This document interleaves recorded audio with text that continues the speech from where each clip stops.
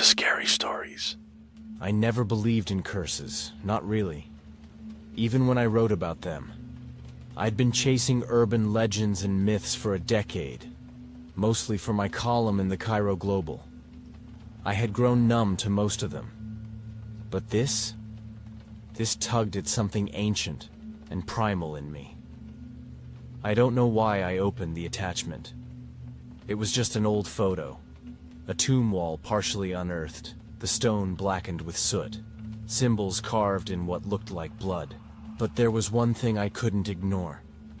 It was my name, scrawled at the base of the image. Julia.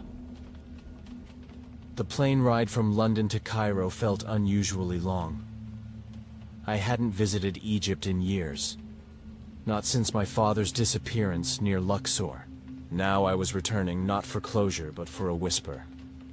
Layla Morgan met me at the airport. She had aged since we last spoke. The once fiery-eyed archaeologist looked drained. "I told you not to come back," she muttered as we embraced.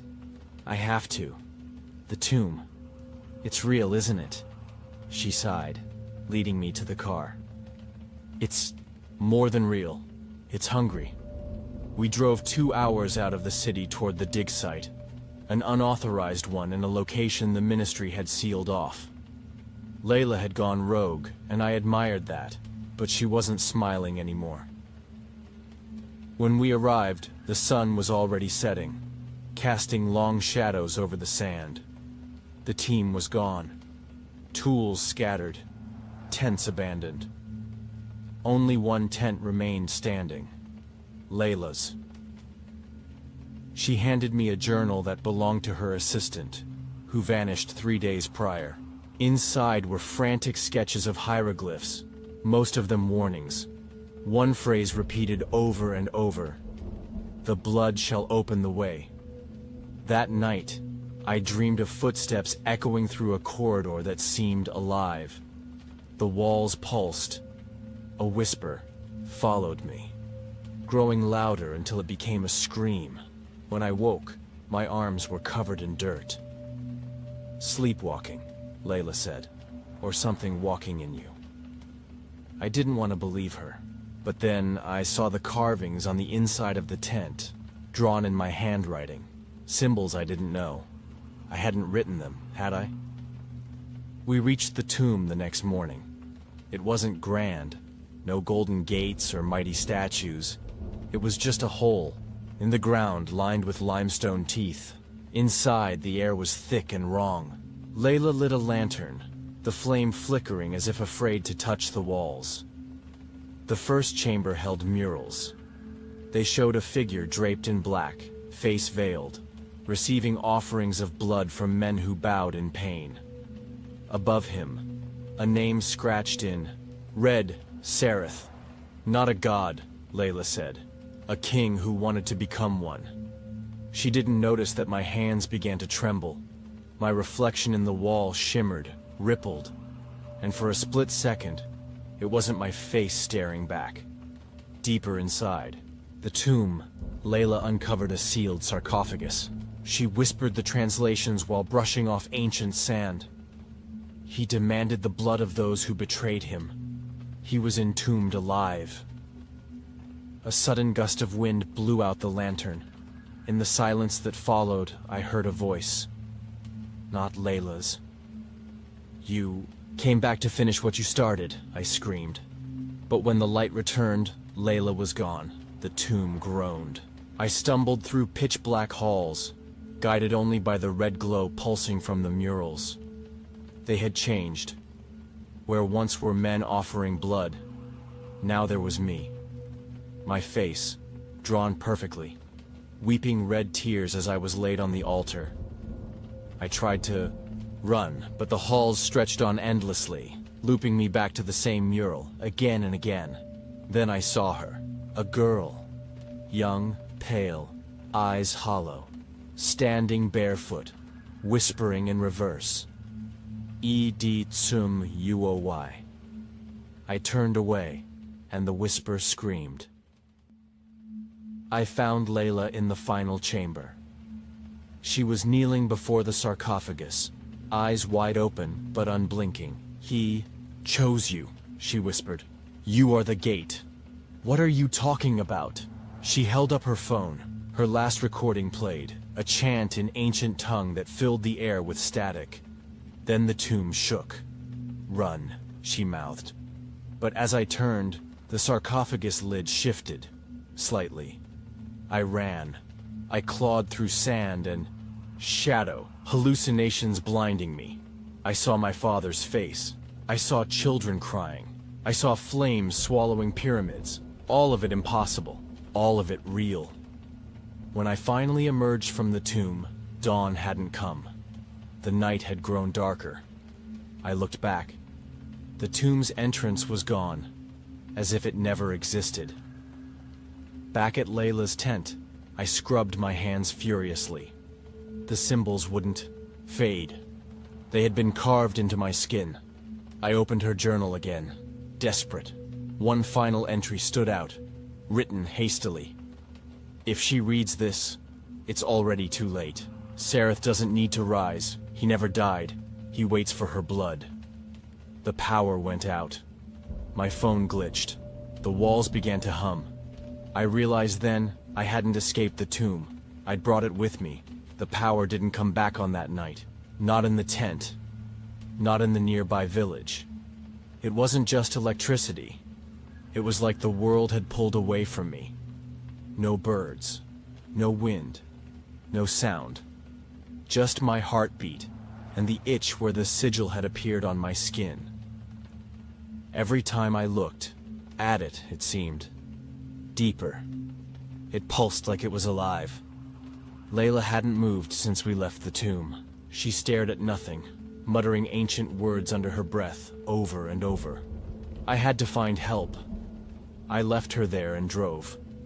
Farther into Cairo, towards someone I hadn't seen in years. Ethan Voss answered his door half-drunk and wearing a cloak that looked like it hadn't been washed since the 90s. But his eyes sharpened when he saw me. "You brought it with you, didn't you?" he asked. He didn't mean the journal. He meant something worse. Inside his flat, every wall was covered in clippings about Sareth. Murders, disappearances, ancient blood rituals. One photo caught my breath. It was the same sigil on my arm, burned, into a corpse's back. Ethan poured coffee and said, "Sareth had followers. Still does. They never stopped waiting for him." I stayed with Ethan for 2 nights. I didn't sleep. I didn't dream. The 3rd night, I found a note tucked in my bag. One sentence, scrawled in dirt. "She's not dead." It was referring to Nadia Kane, the assistant who vanished from the site. Layla thought she was gone. The ministry declared her body unrecoverable. But the handwriting on the note, it was hers. Ethan traced the note to an abandoned monastery on the edge of the city. The locals called it the Place of Echoes. We went there together. What we found wasn't Nadia. Not exactly.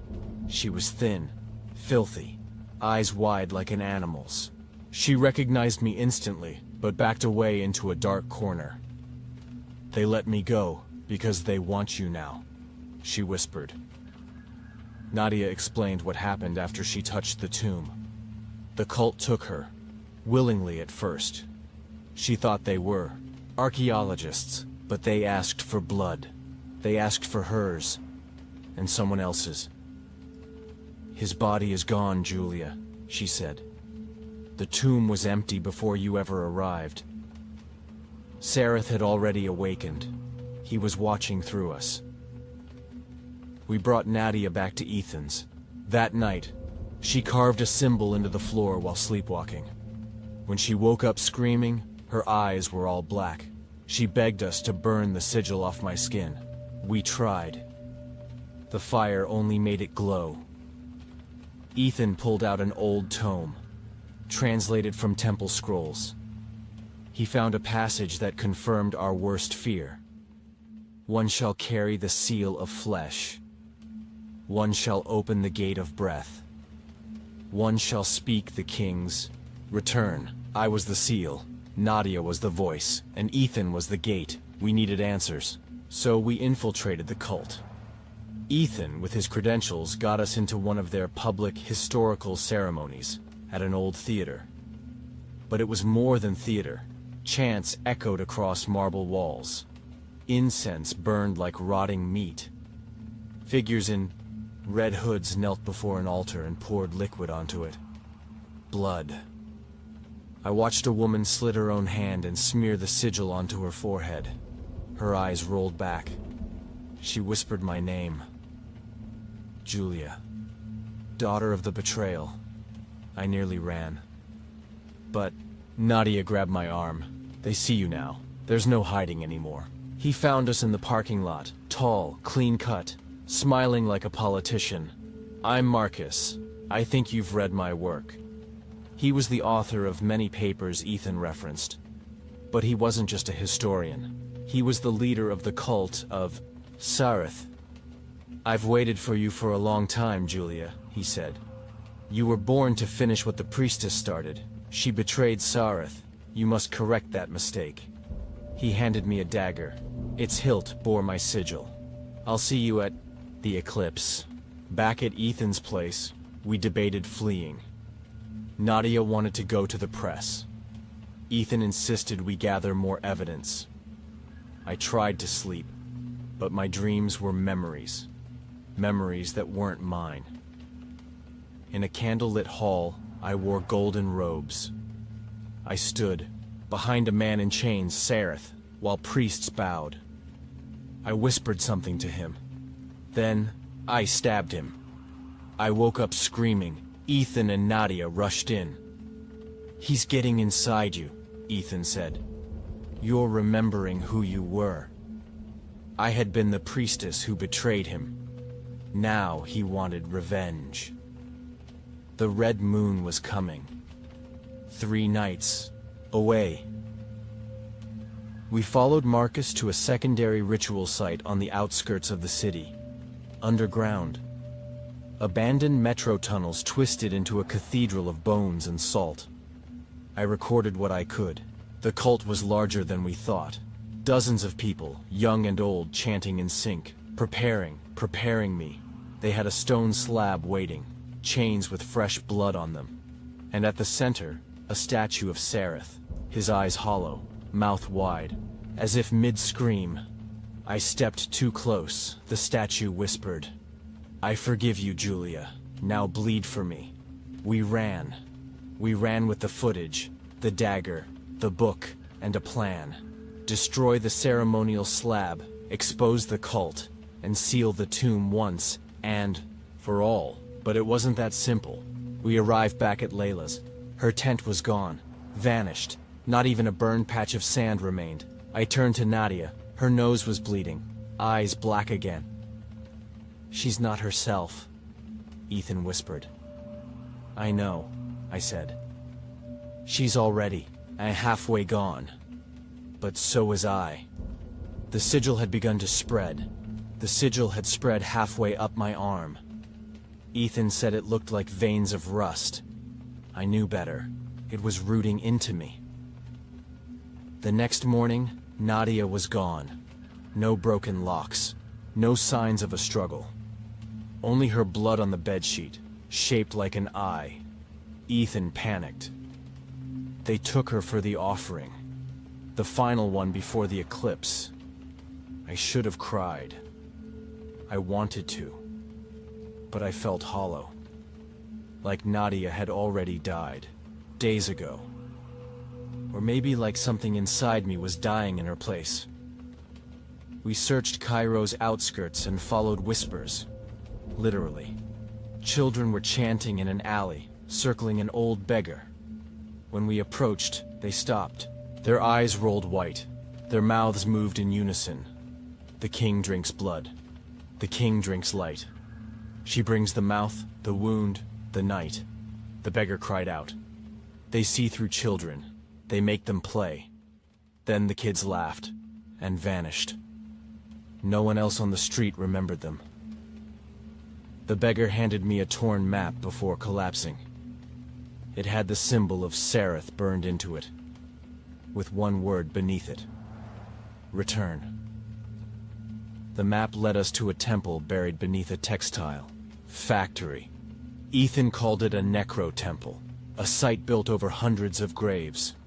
Inside were bones, so many bones, lining the walls, crushed beneath our feet. Candles floated without flames. Wind moved where there were no openings. And then, we saw Nadia. She stood on a blood-stained platform, draped in black silk. Her wrists were tied, but she wasn't afraid. She was smiling. "They said he's almost ready," she said. "He's been feeding." I looked behind her. The shadows, they were breathing.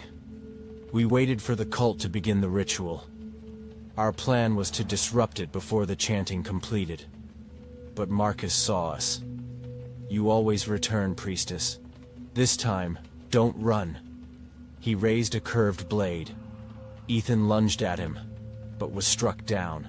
I reached Nadia, cut her bonds, and dragged her toward the exit. The chanting broke. Candles exploded. The air turned wet with blood rain. A figure rose in the shadows, not fully formed, but tall, crooked, eyes empty, and smiling. Sereth's soul had entered the temple. We escaped, but Ethan was coughing blood. "He touched me," he said. "He knows where I am now." Back at Ethan's flat, I tended to him. His veins pulsed dark, like worms beneath the skin. "Don't let me become one of them," he whispered. "Promise me, Julia." Nadia sat in a corner, dazed, talking to the air. "He's in her too," Ethan said. "She's just more accepting of it." We tried burning the sigil on my arm. Again. The skin peeled. It didn't help. I heard voices in the water, in the mirror, in my own breathing. They were whispering, always whispering. "Open the mouth, feed the king." We deciphered another location from Ethan's ancient book, a place called the Mouth of the Sun, a cave system beneath the ancient riverbed. We trekked there by night, carrying only what we could. Nadia was catatonic, eyes flickering with internal fire. The entrance to the mouth was shaped like a skull. Inside, we passed murals of the first betrayal, where a priestess knelt with her lover, hiding the blade that would strike Sereth. She was pregnant, Ethan whispered. She loved the king, but feared his hunger. I fell to my knees. The memories weren't memories. They were mine. Inside the cave, we found a room with mirrored walls. So old, they shimmered like oil. The reflections didn't match reality. They showed what would happen if Sereth returned. Cities turned to ash, children born with black eyes. Sky red, sun gone. I saw myself on a throne, bloodied and crowned, holding Sereth's hand. I screamed. The mirrors shattered. Nadia screamed too. Ethan stared at his reflection, bleeding from the eyes. "He's already inside me," he said. "This cave is his cradle." We reached the central chamber, an altar of white bone under a carved eclipse. Symbols glowed on the walls. Ethan collapsed. His chest convulsed. The sigil had reached his heart.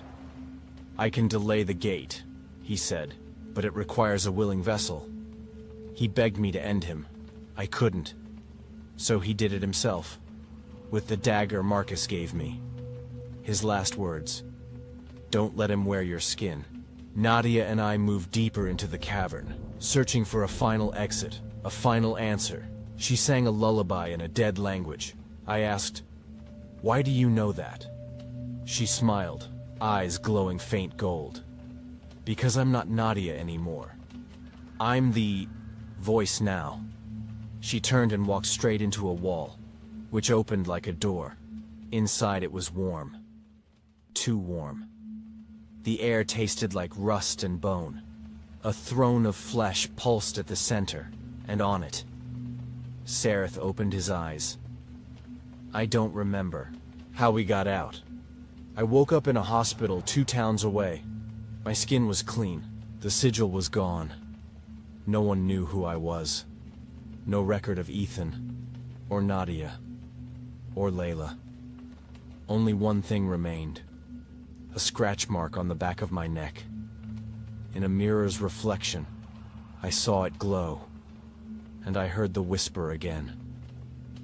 One moon remains. Then I walk again. The hospital discharged me with no name on record, no visitors, and no explanation for how I got there. But I didn't need them to tell me. The sigil was gone from my skin. Yes, but I still felt it under the surface, itching like a curse that had just changed shape. On the 3rd night, I had a dream. No, a memory. I stood at the altar again, this time as her, the priestess. My hands trembled. Blood soaked my robes. Behind, me! Sareth screamed from inside the sarcophagus as they sealed it with molten gold. He screamed my name. A nurse handed me a box. No return address, no sender. Just a small cassette player and a worn-down tape labeled, "For Julia." Before the moon dies, I played it. Nadia's voice. Raspy. Terrified. He's awake. I'm somewhere in the red sand, near where the Nile turns black. The mouth is open. The temple under the dunes. It breathes. You have one chance. Finish what you started centuries ago. Or this time, he'll wear your skin forever. Then static. Then screaming. I hired a reckless local driver with more bullets than morals. Told him I was researching ancient ruins. We drove through night, through ghost towns, past shrines defaced with claw marks and burnt herbs. Locals whispered that something had returned to the earth, and now the sand was wrong. We stopped at the edge of the red dunes. The driver refused to go further. Left me with a flare gun, a pack of water, and a warning. Don't speak your name out loud. It listens. The further I went into the dunes, the more I felt the land. Exhale. The wind wasn't wind. It was a whisper, soft and circular, speaking the same phrase over and over. You left me. You bled me. You'll feed me. The sand shifted without touch. I found ancient markers half buried, carved with the same sigil that once marked my arm. Then I saw the temple. Sunken, ancient, formed of black glass and red bone. Its doors were open. Inside, it pulsed like a womb. The temple stank of rot and perfume, like death dressed in luxury. I passed a corridor lined with skeletons posed in worship, mouths stretched open like they were mid-hymn, and they were. When I listened closely, their jaws creaked ever so slightly. The chant, "One becomes vessel, one becomes voice, one becomes God." I wasn't alone. At the altar stood Marcus Rain, dressed in ceremonial robes, blood drying on his wrists. "Welcome home, Julia," he said. "The throne awaits." He explained everything as if it were a bedtime story. The betrayal centuries ago fractured Sareth's soul into 3 parts. The vessel, Sareth's body, the voice, Nadia, and the key, me. Now, he said, all 3 had gathered. The eclipse was hours away. They say betrayal burns the deepest when committed by someone you loved, Marcus said. You loved him, Julia. You chose to kill him. He handed me a chalice filled with blood. Mine. Finish the rite. Take him back. End the pain. I held it in my hands and almost drank. I dropped the chalice. Screams erupted from every wall. Statues cracked. The floor pulsed like a throat. Marcus struck me hard. You were meant to be the final gate. He dragged me toward the throne, and there, chained and broken, was Nadia. But she wasn't herself. Her eyes glowed golden. Her mouth twitched in time with the shadows. I'm still here, she whispered. but he's burning me from the inside. I reached for the ceremonial dagger and slashed her bonds, and then she screamed the final chant. The temple split open like flesh. Sand turned to ash. The sky outside boiled red, and from the ground, Sareth rose. Not as spirit, not as dream, but flesh-bound, rebuilt from every offering. He was tall, veins of gold, mouth full of teeth and screams, and when he looked at me, he smiled. You left me in death, but now we'll rule life. He reached for me, and I didn't run. I stood on the altar. Nadia knelt. Marcus laughed, even as his flesh melted under Sareth's gaze. I brought you back, my king, he cried. Sareth looked at him and snapped his neck like a twig. Nadia whispered, there's still time to bind him. But it must be your blood, your choice. I carved into my chest. Deep. I spoke the words of the ancient priestess, words I had once used to kill him. He roared, and the temple collapsed. I don't remember the escape. I remember red sky, Nadia's hand in mine.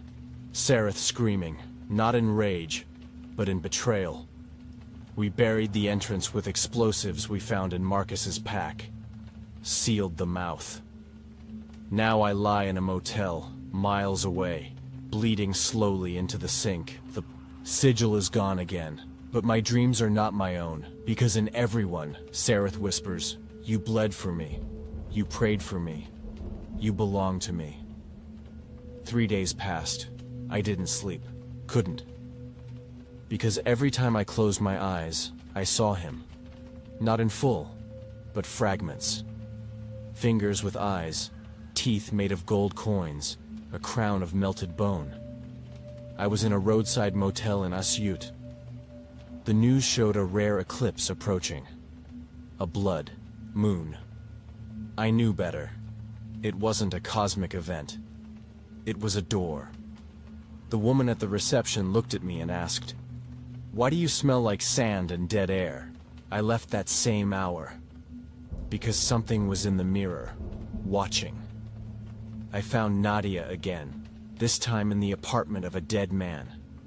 He was still seated at the dining table, eyes gone, mouth split wide. Nadia stood beside him, whispering something into his ear. When I entered, she turned and smiled. He was trying to stop me, so I stopped him. There was blood on her lips. Are you still you? I asked. She shrugged. Sometimes, but mostly I'm him now. She showed me a map etched on her skin, symbols rising like blisters. The temple was only his heart, she said.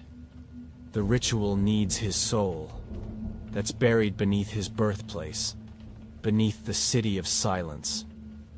The City of Silence was a buried necropolis, one of the oldest in the world, locked away by royal decree. Nadia said the cult had been using it for years, preparing the ritual chamber, and that was where the final gate would be opened. Under a blood-red sky, we went together, posing. As cultural researchers, we bribed our way into the ruins, deeper and deeper into catacombs not on any map. The walls changed, clay became marble, then bone, then something else, something that throbbed. Torches lit without flame. Doors opened on their own. We weren't alone. Shadows watched from every corridor. Statues cried sand. Children's voices echoed from nowhere. We found Marcus's body, hung upside down, drained. His sigil burned away. Sareth didn't need him anymore. He had us. We reached the Chamber of Silence, an impossible cathedral carved in ancient days. At its center, a pit of lightless smoke, the ritual site. Nadia stood at the edge, her skin cracked like dried riverbed. This is the moment, she said. If we don't stop it, we don't get another life, not even in death. Above, the moon bled into full red, and from the pit, he rose, Sereth, in full. His mouth smiled, his eyes wept gold, and his voice was mine.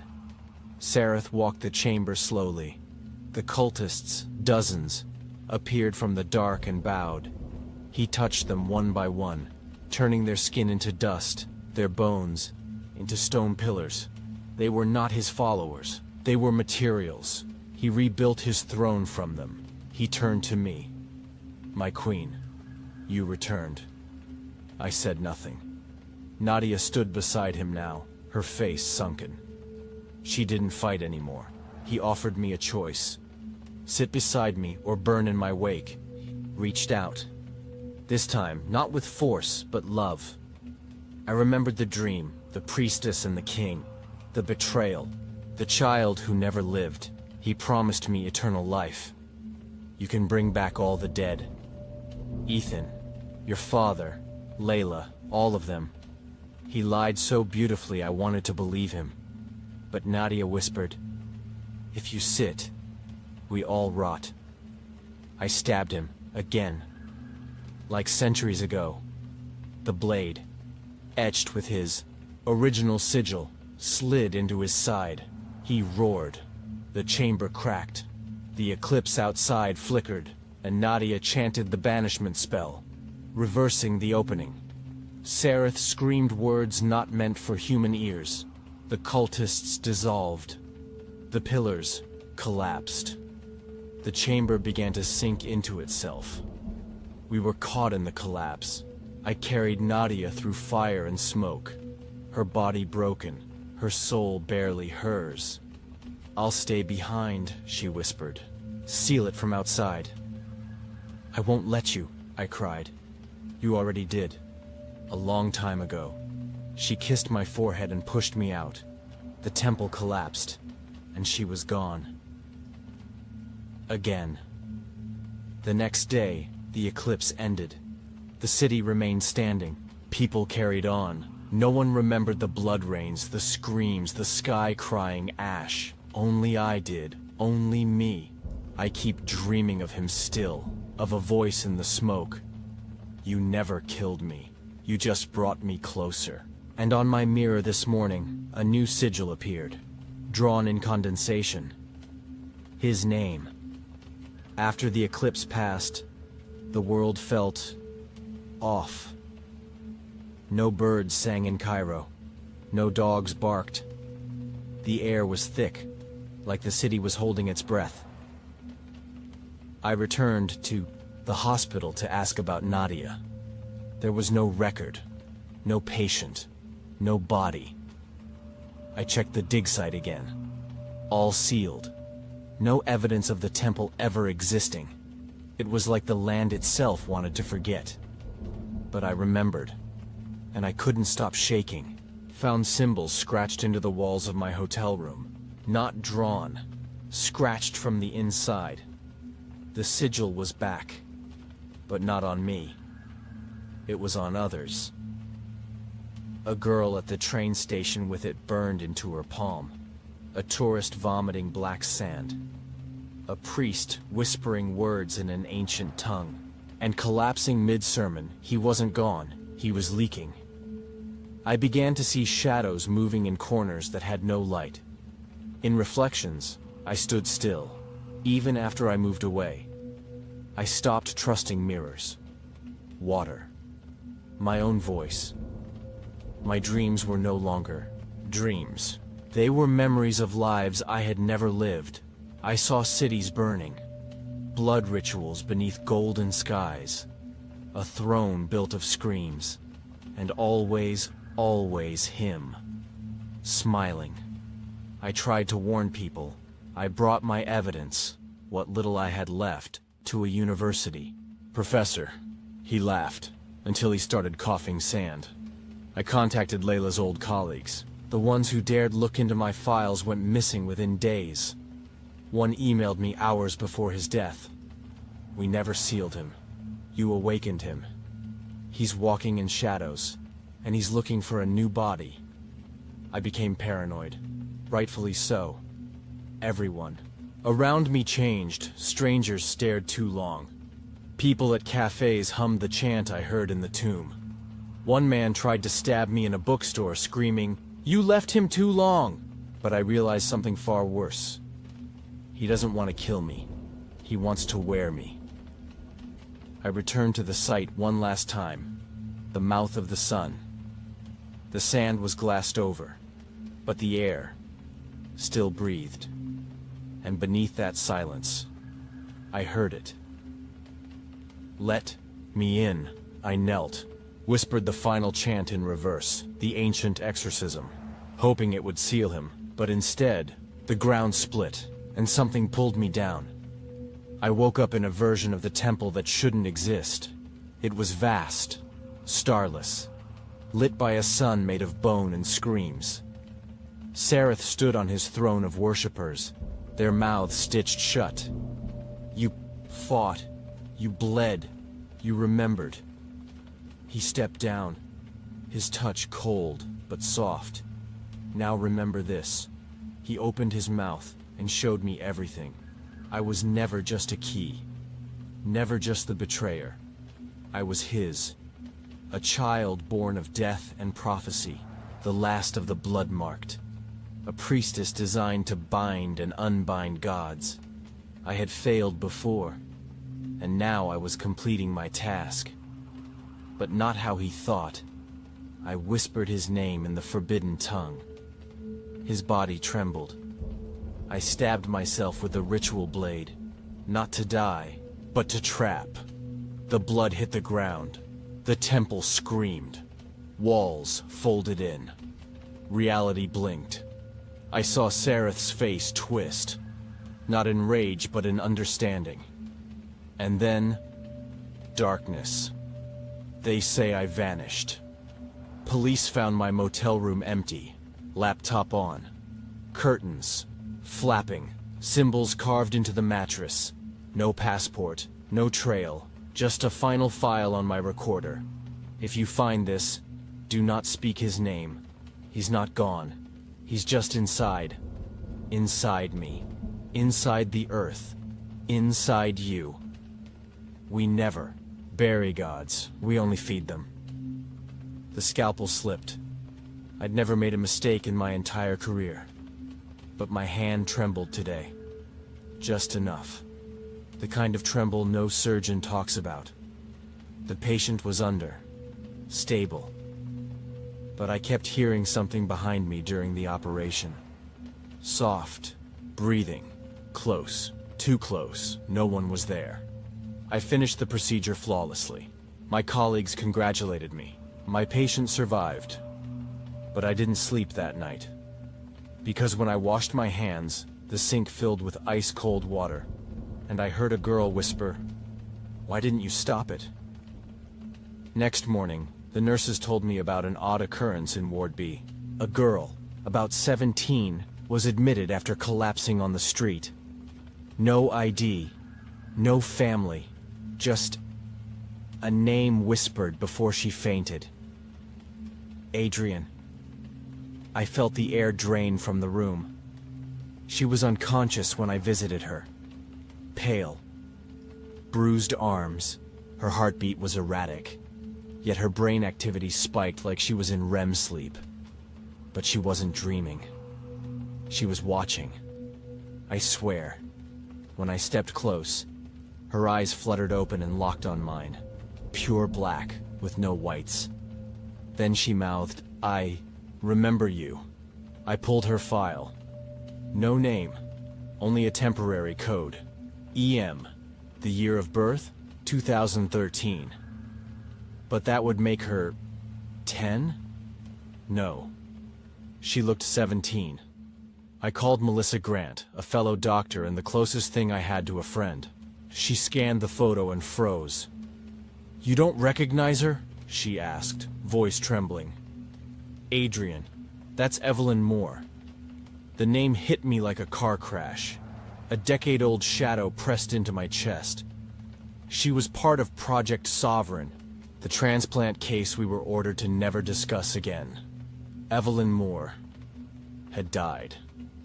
That night, my clinic flooded. Not visibly. No burst pipe, no storm.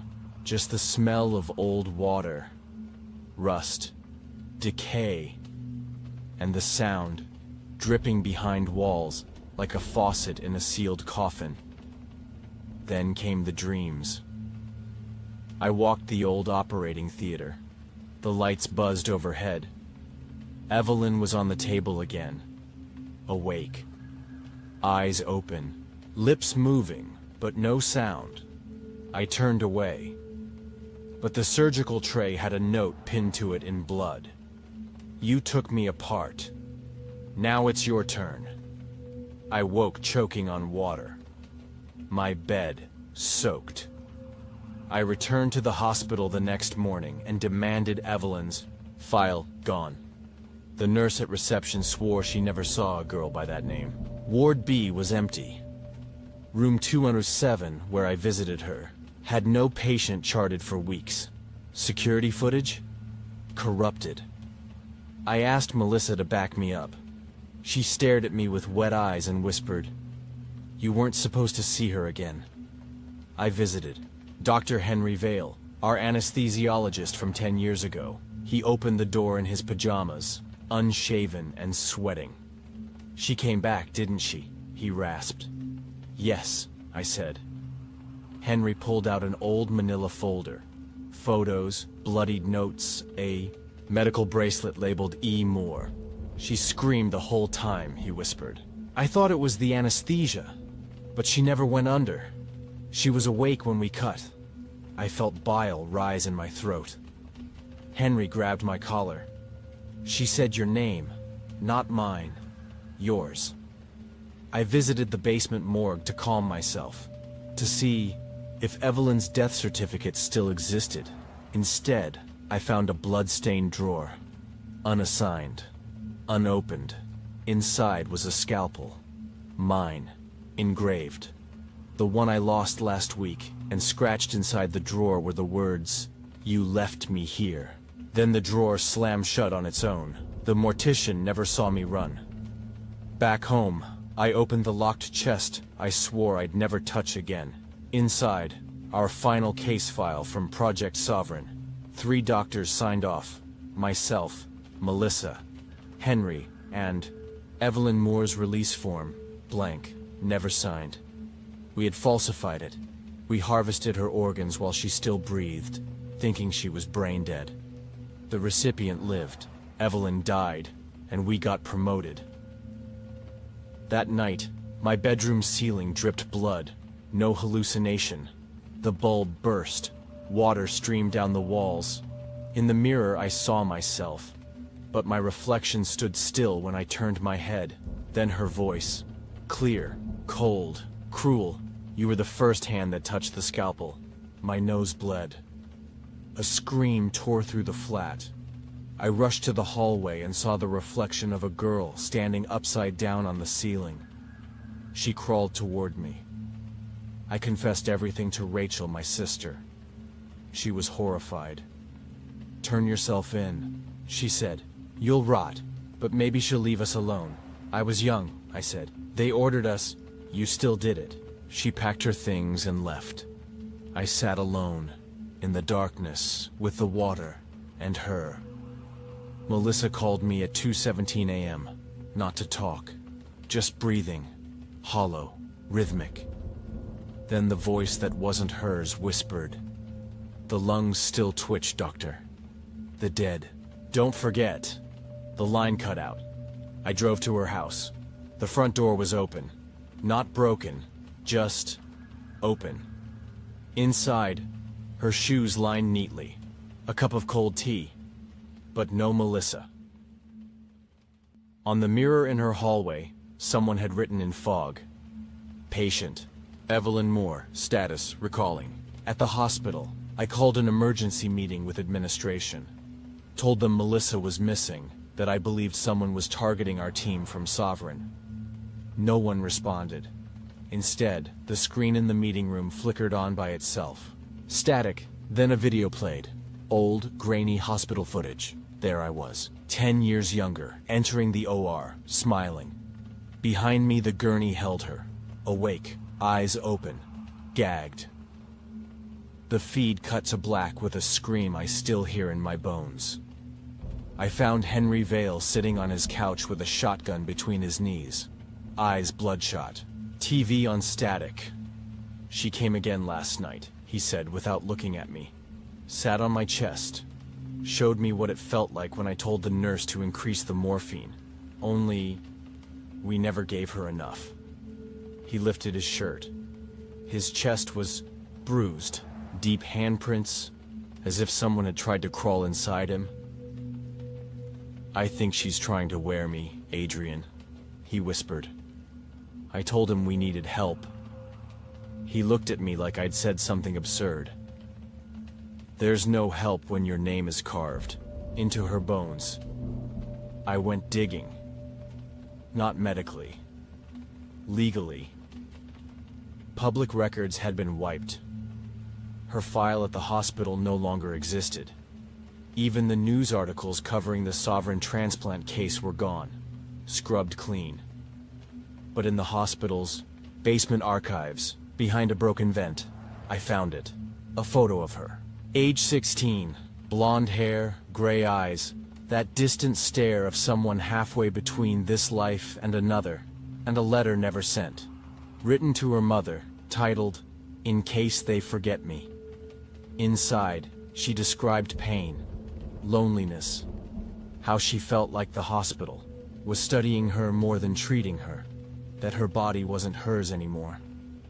"If I die, I don't want to stay here, but I feel like I will." That night, Nurse Clara died in the stairwell. Slipped, they said, but her head was turned all the way around. Her fingernails had carved something into the stair wall before she died. She's inside the pipes. She's learning how to breathe. The hospital didn't investigate. The director said Clara had mental episodes. But when I passed the stairwell again, I saw a shoe print on the wall. Small, barefoot, facing downward. I went to Rachel again, begged her. "I need someone who believes me, someone to check if I lose it, someone real." She stayed silent. I told her everything.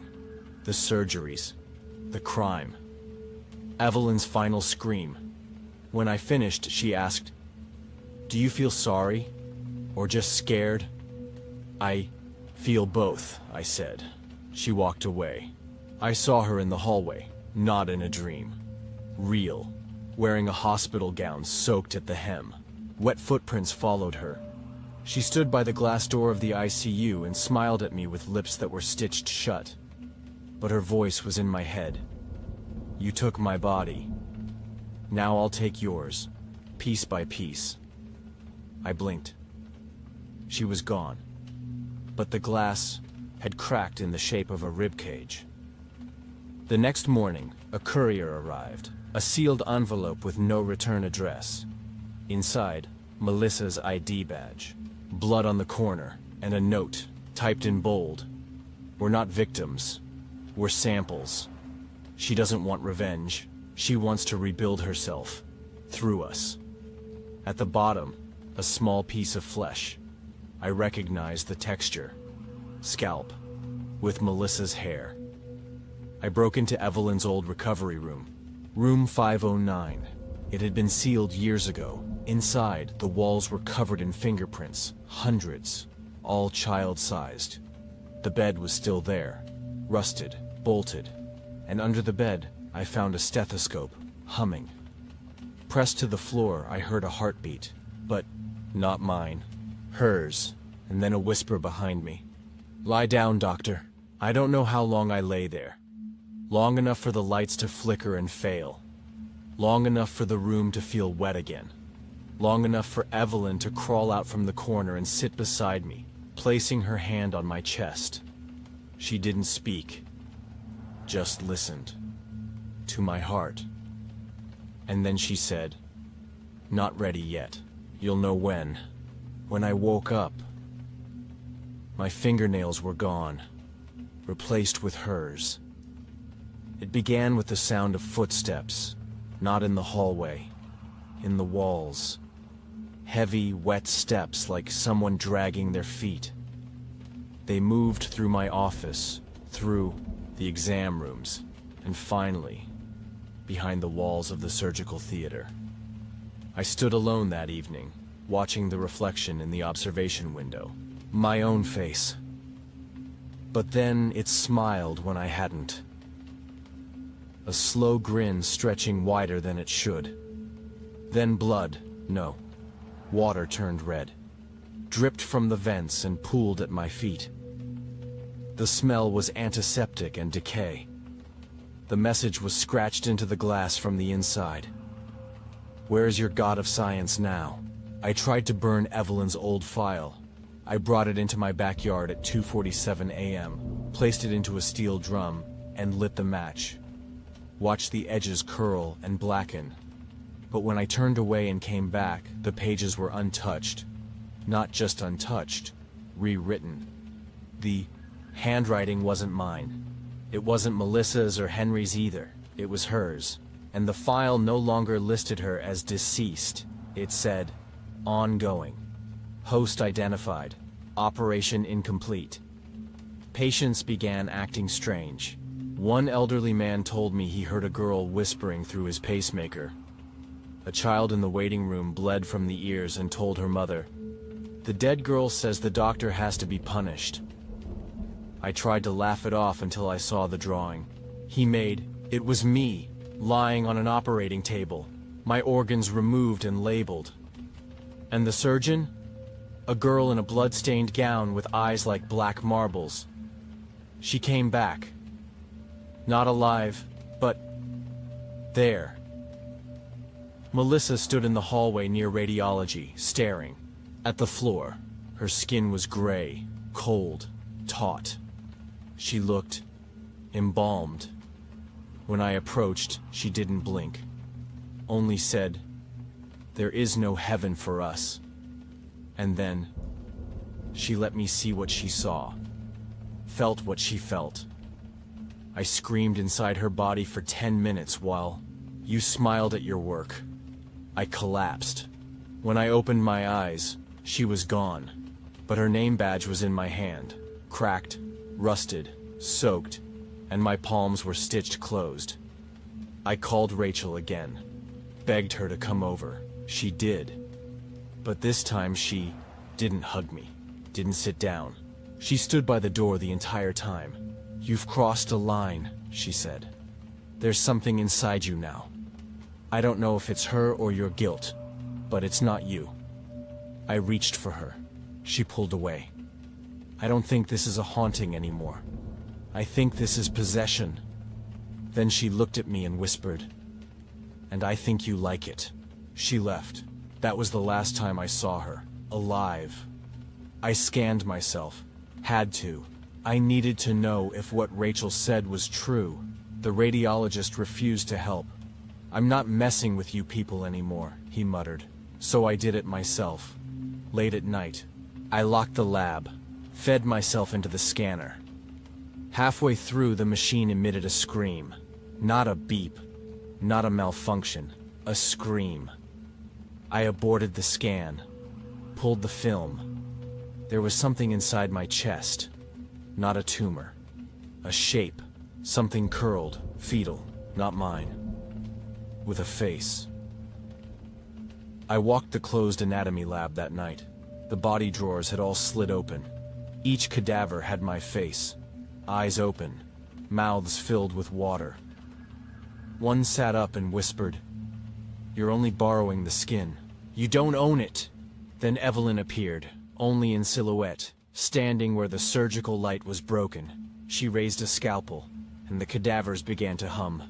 Henry's body was found in his apartment, bloated, face frozen mid-scream, mouth sewn shut with his own hair.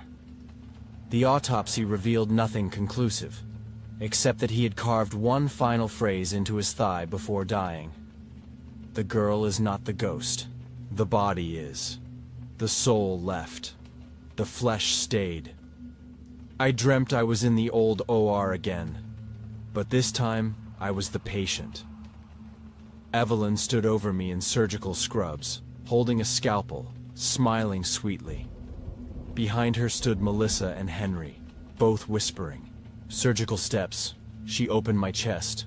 I felt everything, and in the cavity of my own heart, she placed her name tag. "I want to feel alive again," she said, "and your body remembers how. When I awoke, I was in my office, but it was mirrored, all surfaces reflective, and in every mirror, she moved, but I didn't." Evelyn looked at me from inside the glass, reached toward it, and pulled something out of my reflection. My soul, my scream, my will. I fell to my knees, and when I opened my eyes, I was smiling, but I hadn't meant to. It began again with that whisper, a voice slicing between heartbeats. "Do you remember what you said before the incision?" I didn't, but she did. That night, I woke to a sharp sting in my abdomen, my shirt soaked with blood. No wounds, just a surgical line drawn in black ink across my stomach. Words above it. "Entry point confirmed." I threw up water. Nothing else. Just water. Gallons of it. The old wing of St. Elijah Memorial had been sealed for a decade. I broke in anyway. The old OR still stank of antiseptic and rot. Rats chewed what was left of the gurney cushions. Blood was dried on the floor. Flaked, but real. The surgical table in OR 9 still stood. As I stepped closer, the surgical lights flickered on. They hadn't been powered in years, and there she was, Evelyn Moore, curled on the table like a fetus, eyes wide open, mouth stitched shut with surgical wire. She pointed behind me. A projector blinked on.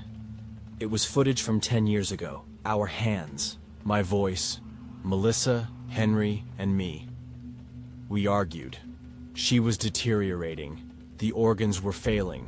The high-profile patient, Senator Kramer, was dying. I said, "There's no time. She's a ward of the state. Sign it. Begin extraction." Henry hesitated. Melissa cried, "But I signed the waiver." We began. She screamed, and I ordered more anesthesia, but the machine was off. We all heard it. The silence. She died watching her own chest open. I stood beside her table now. Her eyes flicked toward me. I didn't imagine it. They moved. Slowly. Deliberately. I reached for my scalpel, just to defend myself. But she didn't move to attack. She simply breathed. She breathed, and her chest moved. Slow and cold. Like something mechanical inside her. Was still working. I dropped the scalpel. It clattered too loud. The surgical lights turned red. She sat up. A voice behind me said, "She has my heart." I turned, Melissa. Pale, shaking. Eyes full of regret and rot. She wasn't dead. Not yet. Just displaced. "I saw my body on the floor," she said. "I saw her walk out of it. She's rebuilding herself, Adrian. One organ at a time. Henry's lungs. My heart. And you, she's saving the rest of you for last." She led me to the maintenance shaft, down into the Foundation morgue, a place I barely remembered, used during the war years. There, between the collapsed tiles and ruined pipes, Melissa uncovered a metal box.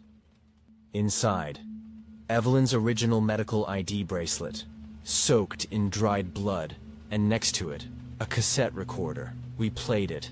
Her voice.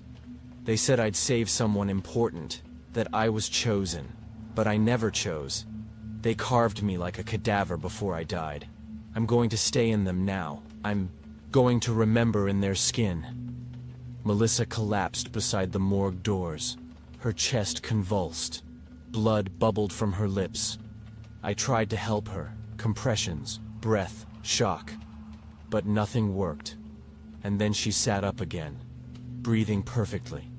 Eyes, pitch black, and in Evelyn's voice she said, "It's almost time, but you need to see something first." Then she vomited into her own hands, pulled out something wet. Red, a tongue. My name was carved into it. Evelyn, inside Melissa, led me back up to the ward once called the isolation wing. It was sealed by the hospital after her death, but it wasn't empty. The walls were covered in diagrams, surgical maps, body blueprints, symbols burned into concrete. One room held bones, hundreds, and each labeled with a tag. Nurse Tully, or Tex Samuels, Dr. Vale, all the people we worked with. All missing, their bodies never found, but their bones still here. She was collecting. She laid Melissa's body on the surgical table. I begged her to stop. "You want to be forgiven," she said. "But you haven't even confessed, so I did."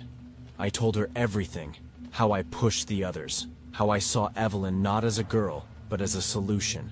A chart, a number, a cut that could be made without consequence. I wept. She watched and said, "Good, now bleed."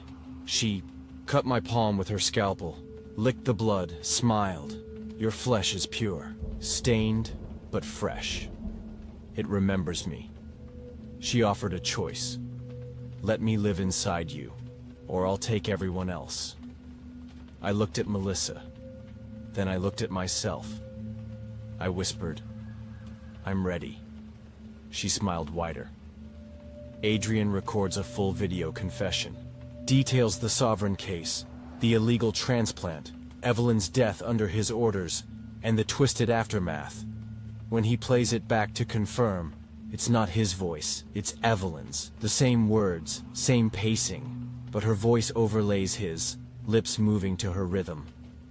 At the end, the video glitches. The final frame freezes on Adrian smiling. Except he doesn't remember smiling. He sees her. Reflection in the background of the frame. She's behind him. The next morning, Adrian arrives at St. Elijah Memorial to deliver the tape to the board. The hospital is empty. Utterly silent. Lights flicker dimly. Phones emit static. Elevators don't respond. He walks through hallways that seem longer than they used to be. Every door is ajar. Every bed abandoned. But water drips from every ceiling vent. In the ICU, all the monitors show flat lines, except for his name flashing across every screen. Adrian hears voices in OR9, whispers like scalpels scraping bone. Inside, Melissa's body lies untouched on the table, not decomposing, not cold, just still. Suddenly, lights power on, machines boot, up, and surgical staff walk in, only they all have his face. Pale, expressionless. He watches them reenact Evelyn's surgery. Every motion perfect, robotic, repetitive, until they reach the part where she screamed, and all the Adrian-faced surgeons scream with her. He collapses. When he opens his eyes, he's on the table. Rachel is missing. He finds a lead, a motel near the river, under her name. Room 5, locked from the inside. He breaks in. No Rachel, just a VHS playing static. The bed is wet. The bathroom mirror has one word. "In blood, sister." Then the faucet bursts and the tub fills itself. Boiling water, thick and red. Out of it, Rachel's voice. "She wore me, Adrian. She used me like a jacket. I'm still in here. I can't close my eyes." He smashes the mirror. His reflection doesn't shatter. It just stares. He stumbles back to the hospital. It's no longer empty. A girl is sitting at the front desk. Pale, soaked, eyes gray. She says, "Visitor for Dr. Shaw." He asks who. She smiles. Blood seeps from her gums. "The one you made." She vanishes. But behind the desk is Evelyn's original body file, burned into the marble like stone. It lists all surgeries, including one final procedure, scheduled for tonight. Host transfer, full integration, blood moon. That night, the moon turns red. Not scientifically red. Not a lunar eclipse. It pulses, breathes, glows like a wound in the sky. The hospital lights flicker to crimson. The emergency power kicks on. Adrian hears screams from rooms that haven't existed for a decade. Evelyn appears at the nurse's station. Not a spirit, not a ghost. A construct of flesh and memory, stitched together from those she's claimed. She wears Melissa's heart, Henry's lungs, Rachel's eyes, and she smiles. Adrian finds a folder labeled Patient Zero, Shaw A. Inside, diagrams, ritualistic symbols, scans of his own body, overlaid with ancient surgical drawings. He sees the operating instructions. To remove his soul, to replace it with hers. Then he finds his death certificate, dated tomorrow. He descends to sub-level 3, a floor no one uses anymore. Once the psych ward, now closed due to unexplainable structural decay. It's no longer decaying, it's alive. Walls pulse, lights flicker red, doors breathe. The patients are there, but all are silent, unmoving, their mouths stitched shut. And in the center chair, Rachel, wearing a nurse uniform, eyes glassy, skin transparent, like a reflection of what she was. She opens her mouth and blood pours out. From it. She needs a heart that remembers, a body that regrets. That's you. Adrian is dragged into the old chapel by unseen hands. Candles light on their own. Water drips from the stained glass ceiling. A makeshift altar has been built, made of surgical tables, gurneys, IV poles bent into circles. Evelyn stands at the center, holding a heart. His, still beating. He looks down at his chest. There's a hole. Not bleeding. Just open, Evelyn speaks. She offers him one last chance. I take your place. You forget everything. No guilt, no blood, no pain. Or you remember, and burn with me. He hesitates. Then he asks, do I deserve peace? She nods. No. But you earned the right to choose. He steps onto the altar himself, takes the scalpel, slices her hand open. The one holding his heart. He doesn't stab her. He joins her, performs the same incision across his own chest, speaks the ancient phrase scrawled in Evelyn's file. Let memory pass through flesh. The moon explodes in the sky, bursting like a blood balloon. Every window in the hospital shatters. The patients scream, not with fear, but in release. The walls bleed salt. The air fills with chants. Evelyn screams and dissolves. Adrian wakes in a hospital bed, alive, intact. Monitors beep beside him. Nurses walk past, unaware. It's daylight. The sky is blue. No one remembers Evelyn. No one remembers the Sovereign case. Melissa, Henry, Rachel never existed on record, but Adrian does. Except when he looks in the mirror. His reflection smiles without him. Adrian wakes in a normal hospital room. The lights are white, the walls sterile. Everything is fine. Nurse Camilla tells him he was found unconscious in an alley. No ID. No known next of kin. No criminal record. No medical history. His name, Adrian Shaw. But the hospital database shows no doctor. By that name was ever employed there. He insists on speaking to someone from the board. They tell him there is no board. He walks past the ER day gurney is wheeled in. A body covered in a white sheet. The sheet slips. It's Evelyn's face, but she's younger, innocent, as if the ghost never happened. as if she's just a girl again. A nurse asks, "Do you know her? You're listed as her emergency contact." He stammers, denies it. But they place the clipboard in his hands. The last page is blank, until words begin writing themselves. "I am still inside you." Adrian checks into a psychiatric evaluation ward voluntarily. He speaks calmly, rationally, but his mirror no longer obeys him. When he brushes his teeth, his reflection continues brushing after he stops. When he blinks, it doesn't. One night, it whispers, "We never closed the ritual, we just woke it up." He's in the hospital garden when he sees her. Rachel. She looks healthy, vibrant, no signs of possession. She smiles, hugs him, says everything's okay now. They talk. They laugh. She tells him she never stopped believing he'd make it through.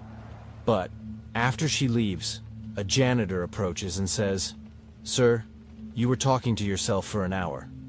No one was there. Security footage shows an empty bench, and Adrian speaking to air. One morning, a nurse wheels him to a new room. Room 509. He freezes. It's the room where Evelyn was once kept. The room where it all began. Inside, the walls are clean. The bed is made. But when the door shuts, the hum of water starts again, and the vents drip. He meets with the hospital psychiatrist. She is kind, gentle, offers him a pen and paper. "Write down what you remember," she says. He does. Everything, from Sovereign to Evelyn, to the rituals, to the blood moon, to his own soul breaking. She nods. Good. Then she stands, walks around the desk, pulls off her white coat, and beneath it is a gown, a surgical gown, stained red.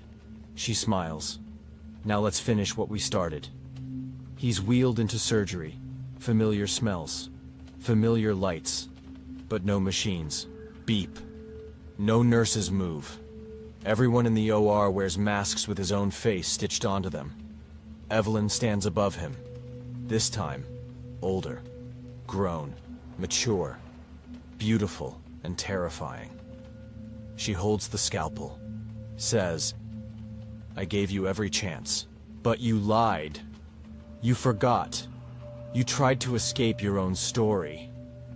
The scalpel enters his chest. He screams. She whispers, "You are the case file now." A man walks into a dark records room beneath the hospital. He places a new file in the shelves. Subject, Adrian Shaw. Condition, sealed status. Ongoing last procedure. In progress. He turns. Behind him, shelves stretch for miles. Every file labeled host, host, host. Each with a different name, each glowing faintly. A new neurosurgeon begins work at St. Elijah Memorial. Tall, calm, gentle smile. Name tag, Dr. Evelyn S. Moore. She walks into OR 9 and places a single object. On the tray, a photo of Adrian Shaw, sewn into the lining of her new surgical coat. A wax-sealed envelope slid under our door one morning. Not by post, not by hand. Just there when I opened my eyes. The handwriting was curled like ivy. To the Blackmore sisters, your time has come. Inside, the deed to a manor I hadn't seen in 20 years. Our Aunt Agatha, the last keeper of Blackmore House, had died alone, her death unexplained. And in her will, the estate passed not to some distant cousin, but to me and my younger sister Vivian. We took the train to Devonshire under an endless sky. Fog swallowed everything past the first row of trees. Vivian, ever the romantic, clutched a sketchbook and stared out the window. "I used to dream about this place," she whispered. "Before I even knew it existed. I wanted to laugh, but something in me was heavy. Like I was returning somewhere I'd once escaped." The driver who met us at the station didn't speak a word. The house greeted us like a mouth open too wide. tall, choking with ivy, roof sagging like a spine, windows blinking dark. The Blackmore crest still hung over the great door, a hollow heart impaled by 3 swords. Inside, everything smelled of rotted wood and old perfume. The hallway groaned beneath our steps. Portraits lined the walls, all the Blackmore women, their eyes too knowing, too close to alive. Vivian ran her fingers across a dusty piano. It remembers us. Somewhere above, a door slammed, even though we were alone. We found the attic on the 3rd night. Vivian had followed a draft to a locked door behind the servant staircase. Inside, beneath moth-eaten sheets and a stack of forgotten dolls, was a box wrapped in waxed cloth. It smelled of copper and something wet. She opened it slowly. Inside, a leather journal thick with age and grief. The initials burned into the front read, A.B., 1846. The entries were precise, proper. I am Amelia Blackmore, first daughter of the bloodline, and I write this as a warning.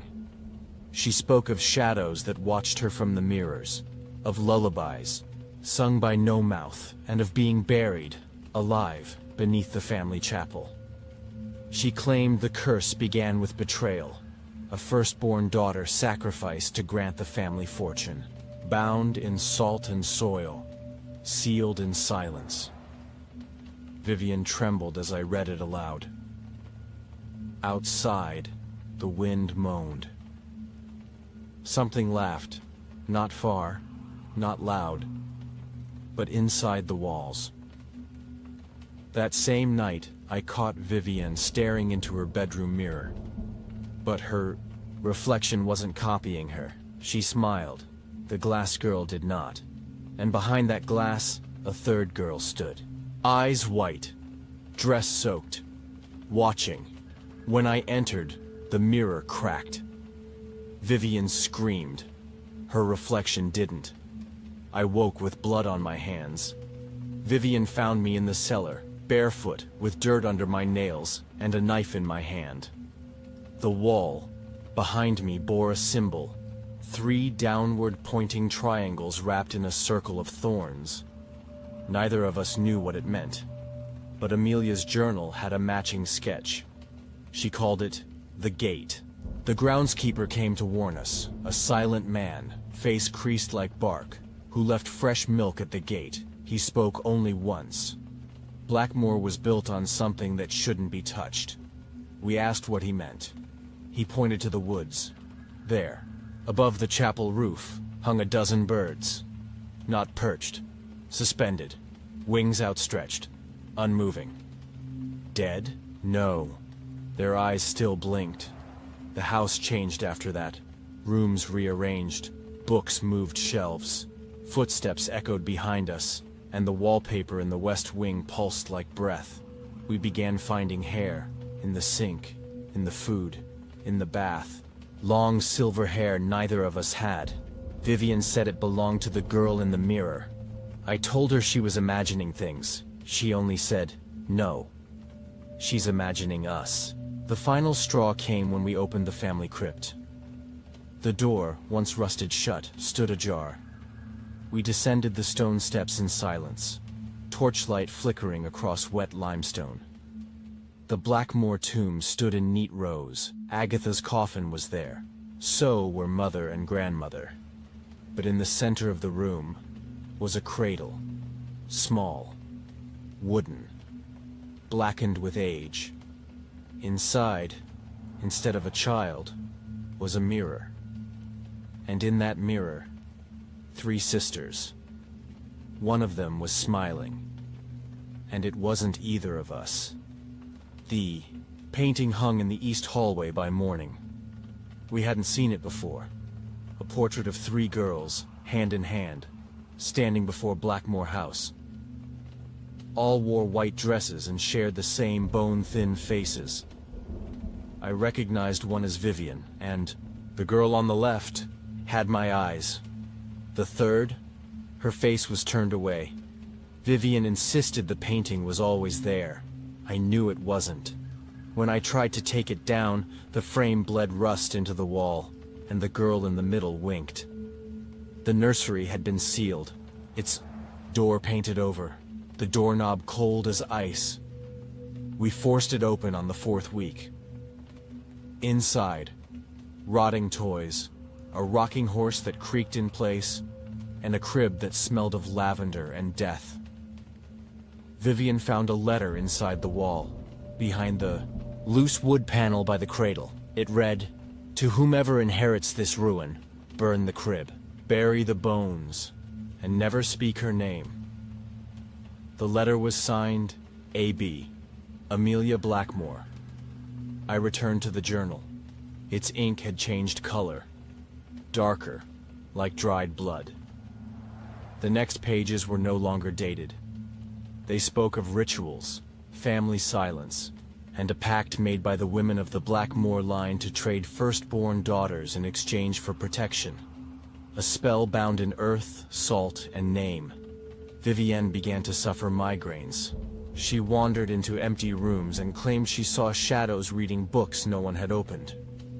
She asked me once, "Eleanor, what was my name before this?" I didn't answer.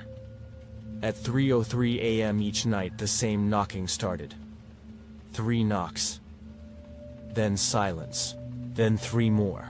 But from beneath the floorboards, I marked the spot in chalk. Vivian insisted it was just old pipes. But the chalk circle cracked the next morning. And in its center, fresh fingernail scratches etched upward into the wood. Vivienne went missing for 3 hours. We found her at dusk, sitting in the grove beyond the chapel, singing to a child no one could see. I called to her. She turned and whispered, "She says I'm the one who stayed." When I asked who she was, Vivian replied, "The sister that drowned, the one they buried in salt." She didn't remember saying it later. There's a blackened tree behind the house. We always thought lightning struck it. But Amelia's journal claimed otherwise. We burned Margaret's cradle here. We thought fire would cleanse her. But you can't burn what's already buried inside. That night, I dreamed of the tree opening like a mouth. Vivian stood inside it, arms wide, whispering. We're all just seeds planted in her ribs. I woke with mud in my mouth. We found a family tree in the library, ancient, etched into a wooden panel that flaked under our fingers. The daughters' names were clear: Eleanor, Vivian, Amelia, Lydia, Josephine. But one space was marked only as X, a branch burned and seared, as if someone tried to erase her from the bloodline. And yet, that name echoed in my mind every time I closed my eyes. Margaret. Vivian sleepwalks again, this time to the sealed staircase beneath the east wing. The stairs descend in a spiral, carved into stone and hidden behind a bookcase. She walks barefoot, humming a lullaby she's never heard before. Down the dark, past blood and bone, find the sister, not alone. I follow her down one night. At the bottom, a door carved in salt and iron, with dozens of children's handprints around the frame. Vivienne whispers, "This is where they kept her." We light candles and enter the sealed chamber. It isn't a room. It's a burial vault. Child-sized cots, dolls with sewn-shut mouths, a wardrobe that drips water from the inside. A wax figure sits in the center. A girl with her back turned, hands folded. Her skin is too detailed to be sculpture. When we approach, the wax figure whispers, "She's not coming back. She never left." Then the room grows cold, and all the dolls turn their heads toward us. That night, every mirror in the house fogs. Every reflection shows the two of us, and a third girl, pale and smiling. The journal reveals the final truth. Amelia had a sister, Margaret, born different, left to die in the crypt beneath the house. But Margaret survived, and Margaret learned to curse. The final page of the journal bleeds through its binding with one final message. The curse doesn't need to find us. We were born with it. And in my own voice from behind me I hear, "You were supposed to be the first." Vivian stopped speaking. She answered in nods, gestures, and humming. The same haunting lullaby, over and over, sometimes backward. When I asked why, she wrote one sentence in the dust on her window pane. Words wake her. Behind the nursery, hidden by plaster and dust, we found a second door. It was smaller, crooked.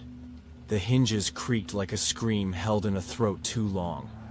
Inside, a child's room untouched by time. Bed, desk, wallpaper peeling with damp fingerprints. On the wall, someone had drawn 3 girls in red crayon, but the third was taller and smiling with teeth like knives. Vivian sat on the bed and said she liked stories. She liked it when they listened. Then she laid down and whispered, "She wants me to finish one." I found letters tucked in the hollow of a wall behind Margaret's desk. They were addressed to Eleanor and Vivian, but the dates were wrong. Written in a child's hand, the first one read, "You weren't born yet, but I missed you already. Come find me before I find you." My fingers trembled. Outside, the house exhaled. Vivian began shadowing me, literally, not following, mimicking. When I brushed my hair, she brushed hers with no comb. When I spoke, she mouthed the words. When I blinked, she didn't. I confronted her in the drawing room. She tilted her head, then asked softly, "How do you know you're the real one?" I returned to the family chapel. The altar had crumbled, revealing a portrait, hidden beneath stone. 3 sisters again. But now all their faces were visible. The girl on the left, Vivienne. The girl on the right, me. The girl in the center, Margaret. But Margaret's eyes had been scratched out, and something moved behind the canvas. I turned away. The candles snuffed themselves. Vivian walked barefoot now. The wooden floor split beneath her feet. She'd stare at a corner of the parlor, whispering as if someone whispered back. When I listened at night, I could hear it too. Not her, me. I was first. I was always first. Sometimes the floor pulsed beneath us, like breathing, like Margaret was underneath. In the nursery, the dolls rearranged themselves. Each morning, their faces faced a new direction. Some lost limbs. Others bled stuffing with black stains that smelled like brine. Then one day, Vivian brought one to breakfast, set it in a third chair, and asked if Margaret wanted jam or honey. I slapped the doll off the table. The room went cold, and every doll in the nursery turned their heads toward the door. I awoke to find Vivian watching me sleep. Her smile was wrong. Too many teeth.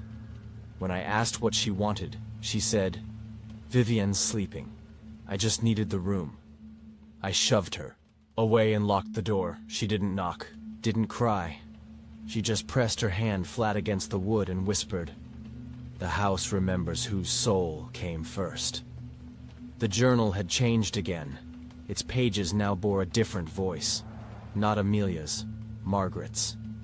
She described her birth, how they hid her away, how she heard her sisters play above while she rotted in the dark, how they fed her salted porridge and read her sermons but never touched her, and how one day she bit a maid's wrist open. They sealed her beneath the chapel after that. But she didn't die. She learned to live in the walls. I found chalk symbols on the wood floor between the bedrooms. 3 rings, 3 names, 1 missing. The symbols were repeated in blood behind the library's false wall. I confronted Vivian again. She didn't blink, didn't breathe. She just said, "Margaret isn't a ghost. She's a sister." She's ours, and you're going to help bring her back. The mirror in the dining room finally shattered. I hadn't touched it. But when I returned to clean it, the shards had formed a new image. 3 girls standing in the forest. Vivian holding my hand, and Margaret behind us, holding both our shoulders, blinked. My shoulder ached. When I looked in the mirror again, my eyes were no longer my own. In Aunt Agatha's desk, I found a locked diary. The key lay beneath a floor tile in the music room. Inside, the truth. She had known about Margaret. She was Amelia's daughter, a result of the ritual. A child born of protection magic gone wrong. Every few decades, the first daughters were lured back to the house to feed the cycle. Agatha broke it once, but now, with her death, the curse had grown hungry again. Vivian stopped eating. Instead, she took to digging in the old herb garden, day and night, fingers raw, nails gone. I watched her from the attic window. She was humming again. On the 4th day, she unearthed something. I went down to stop her. What she held in her hands wasn't bone. It was teeth. Dozens, tiny, child-sized, packed into a jar of salt. She smiled and said, I found her voice. Behind the chapel, there was always an empty patch. Nothing grew there. That night, I dreamt of a woman walking backward into that soil, her mouth stitched shut, her dress dragging behind her like a shroud. When I awoke, Vivian was standing, barefoot in the spot, eyes closed, humming. I called her name. She turned slowly and whispered, She never left. She just went down. In the east wing, I opened a trunk left behind by Agatha. Inside, a black child's dress, a lock of silver hair, a doll made of wax with real human eyes, a slip of paper. Do not burn, do not bury, do not name. I held the doll, its mouth opened and whispered, Sister. Vivian led me to a sealed door we hadn't entered before. It was locked not with a key, but with dozens of rusted nails, hammered in a pattern around the frame. She pulled them out one by one. Inside, a nursery that had been reversed, crib on the ceiling, books stacked under floorboards, wallpaper inside out, with names written backwards. Margaret, Margaret. Margaret, Margaret. Vivian laid down on the ceiling crib and whispered, It's almost time. The walls bled, not metaphorically. One night I stepped into the drawing room and my shoes splashed. Red, viscous, pungent. The wallpaper peeled itself and revealed names carved beneath it. Dozens of them. All Blackmore women. Most crossed out. Only 2 remained. Vivian Eleanor below them, written in dripping ink. Only one survives. I lit the fireplace in the study to drive out the cold. The logs cracked, one burst open. Inside, a child's finger bone, charred and blackened. Then the next, and the next. I dug through the firewood pile outside. Every log had something inside. Ribs, nails, teeth. Vivian stood nearby and said, They were never buried. They were burned to keep her warm. Vivian grew veiny. Her skin turned translucent. I saw shadows move under it. Too many fingers. She stared into mirrors and wept. Wants out, but I'm the door. I begged her to let me help. She kissed my forehead and whispered, You were always going to be the one who remembered. That's why she needs me more. I heard something in the crypt. A new door had formed, cut not by hands but by rot. Perfectly round opening in the stone. Behind it, a stairwell of salt blocks, carved with symbols that bled brine. At the bottom, I found the original ritual book, bound in lambskin, written in a language no one taught me but I understood. The book detailed the ritual of three: the anchor, the one who forgets, the vessel, the one who opens, the hollow, the one who remembers. Together, they bind or release the blood of the first daughter. At the end of the book, one line glowed red. One must love her enough to seal her away, and hate her enough to let her die. The house began to hum. Every brick, every nail, a deep resonance, like a body about to scream. Vivian stood in the parlor, arms out, speaking in tongues. From the vents, from the cracks, from beneath the floorboards, one voice echoed, "Let me in. Let me in. Let me in." I fell to my knees, and the floor gave way. I landed in the old root cellar. But it had changed. There were walls now, made of skulls, mortared in salt, candles that never melted, a basin filled with milk and blood. In the center, a cradle made of ribs. Vivian lay inside, eyes closed, arms crossed, her body split at the chest. And inside, something stirred. A third heartbeat. I lifted the book, spoke the first line. The wind screamed. The candles ignited. Vivian awoke, but not as Vivian. Her eyes were black. Her voice was Margaret's. "It's my turn now." She rose, floating inches above the stone. All around, the Blackmore portraits in the house howled. The walls cracked, and the blood moon rose. I recited the words. My blood poured into the basin. Vivian screamed, not in pain, in ecstasy. The air folded. Time stopped. The walls melted into dark, and Margaret stepped from Vivian's body, fully formed, young, real, alive. She touched my cheek and said, "You did it. You brought me back." The ritual ended. The book crumbled. The fire died. Vivian's body lay empty. Margaret wept and whispered, "Now you must choose me or her." Margaret rose from the circle of salt, radiant and wrong. Vivian's face, Vivian's eyes, but nothing familiar in the way she blinked. Screamed. She didn't flinch. "I told you," she said. "Only one sister survives.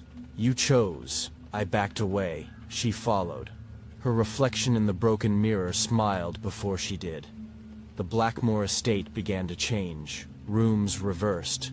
Doors opened into stairwells that led nowhere. Paintings reappeared, all featuring Margaret.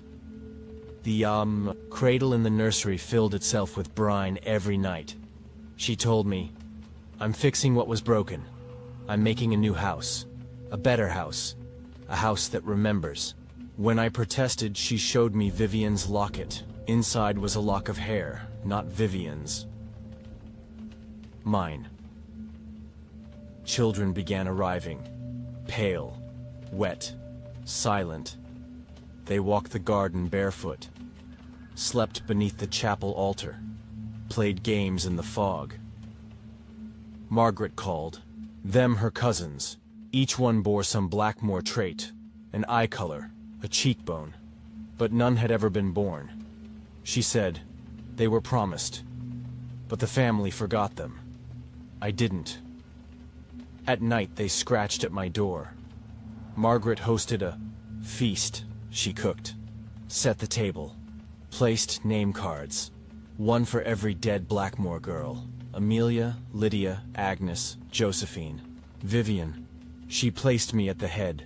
The food, raw roots, salted bones, boiled milk that steamed black. The guests, portraits that moved when you weren't looking. Margaret raised a glass. "To remembrance," she said, "and to the new firstborn."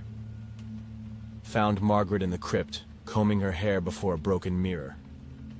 She looked beautiful, but in her eyes, I saw my reflection move. Differently.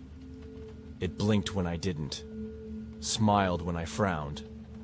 Then it whispered, she's not the only one. Trying to get out. The land changed. The trees around Blackmoor grew inward, curling like they feared the house. The ground pulsed beneath my feet. I heard it inhale. Margaret stood in the garden in a white dress, arms wide. "This is what it feels like," she said. "To be remembered."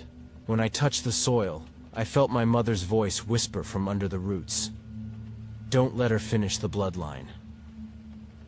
Margaret gave me a tour of the new nursery.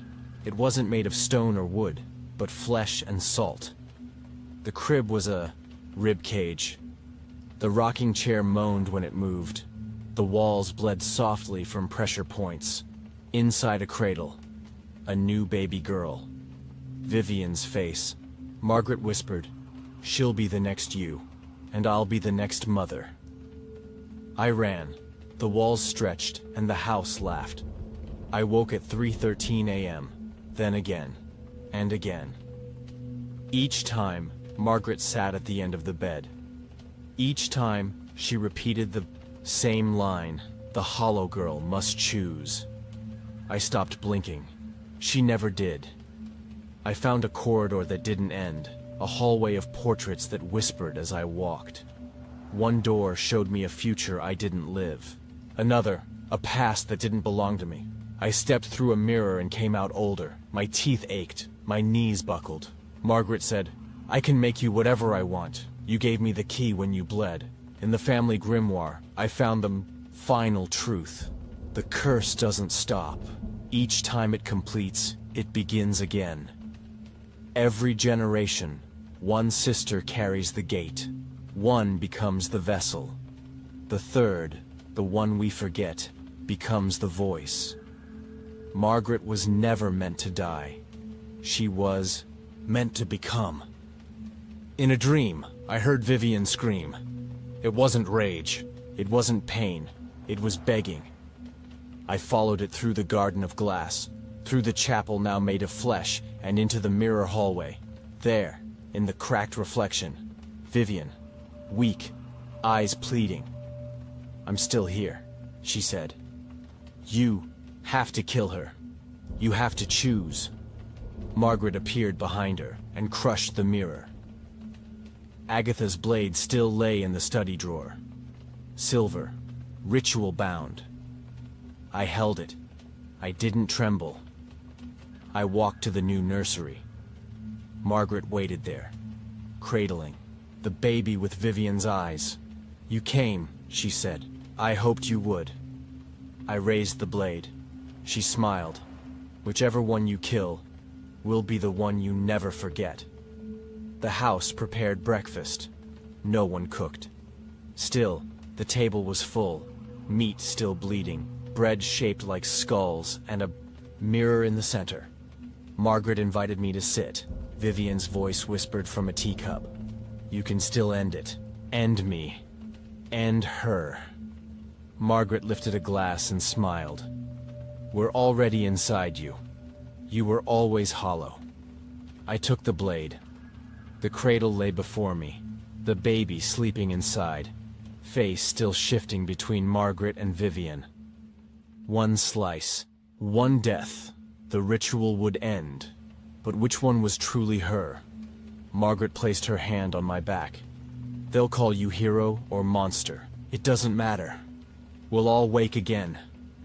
I ran.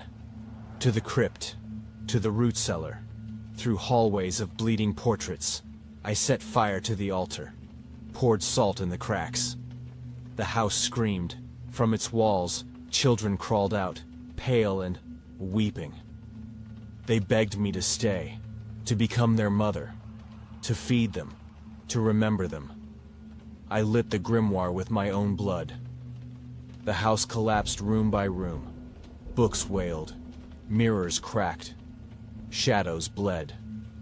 The children vanished into dust.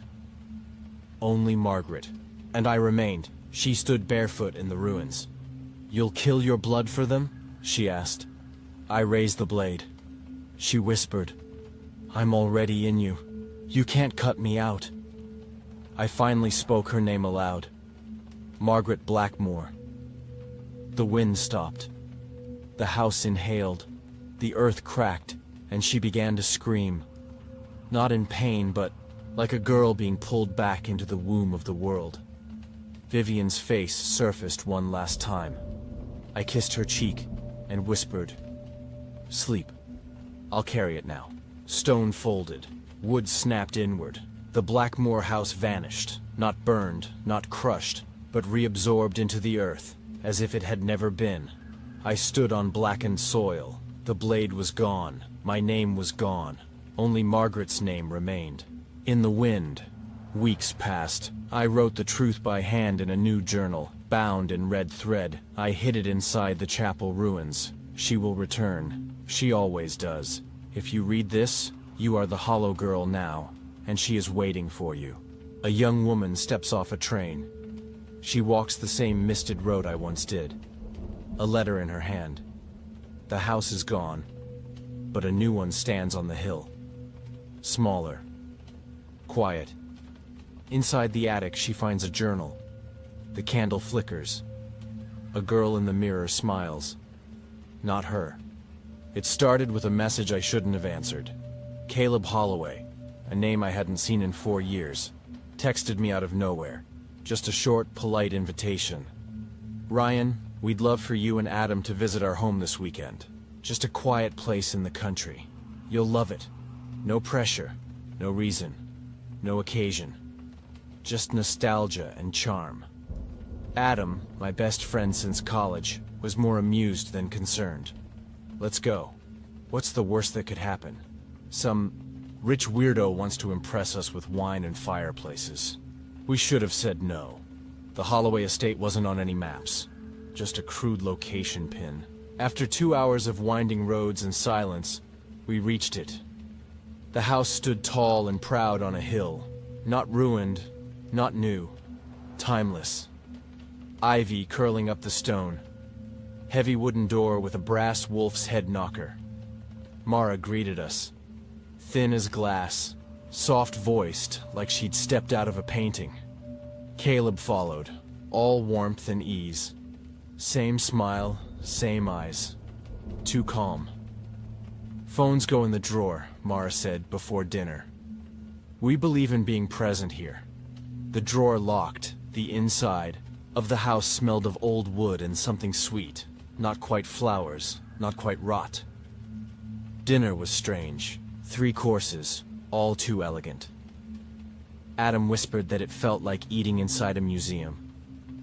Caleb and Mara asked about our dreams. Not work, not family, just dreams. What we remembered as children. What we feared. At night, I couldn't sleep. The room was warm, but the floorboards groaned like something was crawling underneath them. Then I heard it. One slow knock on our door, then another, then silence. We explored the next day. Every hallway looked the same. Old oil paintings of places that didn't exist. Rooms with doors that wouldn't open. Adam laughed it off. "It's just old money weirdness. Probably some historical preservation thing." In the library, I found a photo album. The pages had been torn out, but I found one left. A picture of 4 people standing in front of the house. Their faces were scratched out violently. I showed it to Adam. When I looked again, the picture was gone. That night, I saw someone watching, from the 3rd-story window. We hadn't been allowed up there. Caleb called it under renovation. But the figure stood perfectly still behind the curtains. Too tall, not blinking. I told Adam. We went outside to look. There was no one in the room, just a chair facing the glass, and a cracked mirror leaning against the wall. Adam said I was imagining it, but he avoided the window after that. Mara offered me tea before bed. I didn't drink it. Adam did. He slept deeply, wouldn't wake up. Left the room and followed a sound. Not footsteps, breathing. It led me to a small door behind the kitchen. It opened by itself. Inside, A narrow room with walls covered in writing. Dozens of tiny inscriptions etched with fingernails. I was a guest too. Don't eat, don't drink, don't sleep. They need you soft. They come in the dark. I left the room and found the door gone. At 3:12 a.m. I heard piano keys. The main hall piano, untouched since we arrived, was playing by itself. I crept down, barefoot. No one sat at the bench, but the lid was open. Inside, a dead bird lay between the strings, and every note sounded like crying. Behind me, I heard bare feet on tile. I turned. No one. Over breakfast, Caleb smiled like nothing was wrong. "Did you sleep well?" Adam said yes. I didn't speak. Mara placed her hand on my shoulder and leaned close. "You'll feel better soon. The house just doesn't like secrets." I looked at Adam. His eyes were dull, like he wasn't fully here. That night, he whispered in his sleep. They're still inside the walls, and when I touched his shoulder, he flinched and hissed, "Don't wake them." I woke up to find my suitcase open. Everything inside gone. Clothes, wallet, even my phone, which I'd kept hidden in my coat. Adam's suitcase, still locked, untouched. When I told Caleb, he looked at me kindly and said, "Maybe you imagined bringing it." I nearly screamed, but outside the fog rolled in, thick, gray, unmoving, and the driveway that led back to the main road, it was gone. Mara handed me a journal and a pen. Every guest writes before they leave. I opened it.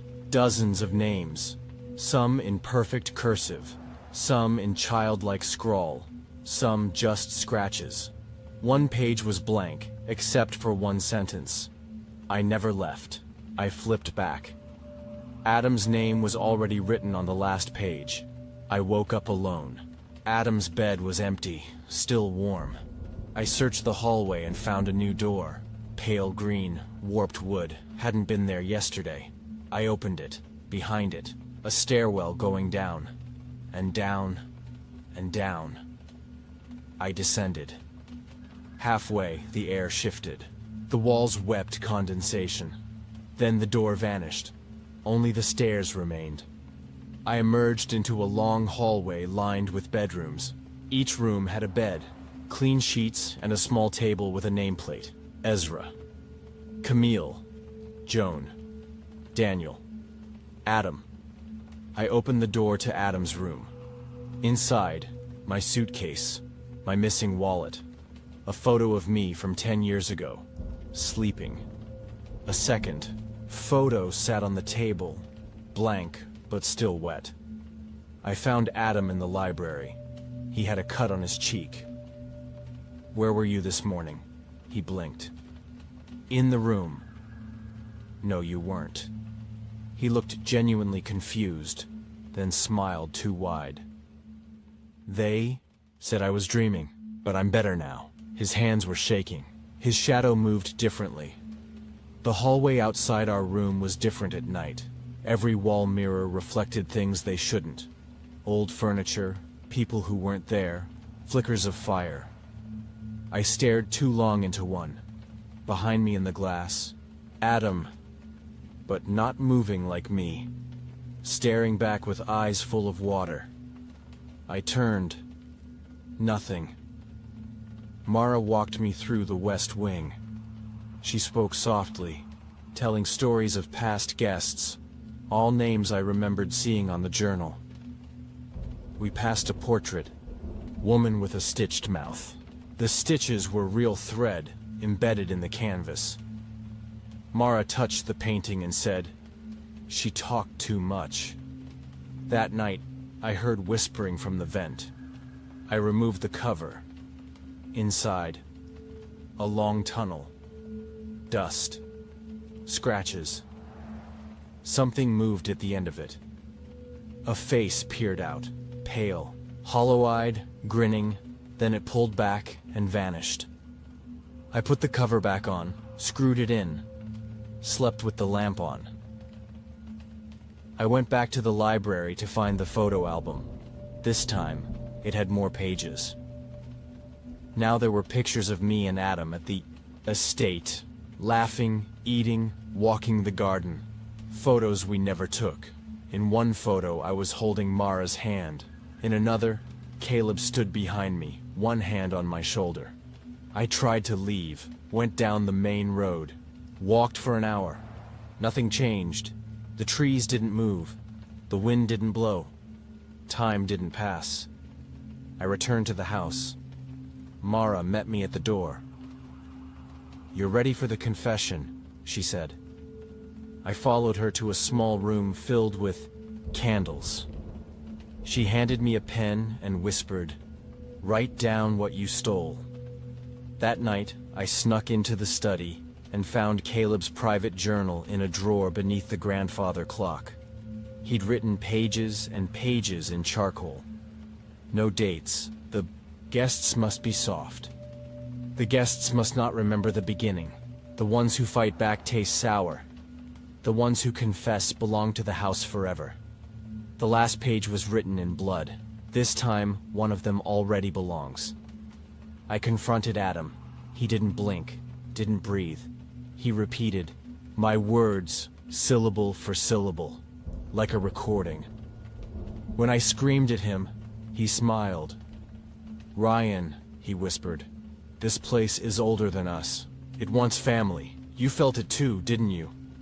And I realized he wasn't Adam anymore. Caleb and Mara invited us to dinner again. This time, dressed in white robes. Adam wore his like he'd always had it. I refused. But I sat. There were no candles, no food, just silence. Caleb raised an empty wine glass and smiled. "Let's not pretend anymore," he said. "Let's see who you really are." I stood to leave. My legs buckled. The air turned sweet. I collapsed. I woke up in a cold, wet place. Not a room. A box. No light. Just breathing. My own. And something else. Voices whispered in the walls. "You're soft now. You're almost open." I scratched at the wood until my nails broke. When the lid lifted, it wasn't daylight. It was firelight. The walls were carved with symbols, sharp and wet with something sticky. Adam stood across from me, his hands bound. He looked at me and smiled. "They showed me what's coming," he said. "It's beautiful. You'll see it too." Caleb held a small knife. Mara chanted softly. The flames bent toward the ceiling like they were listening.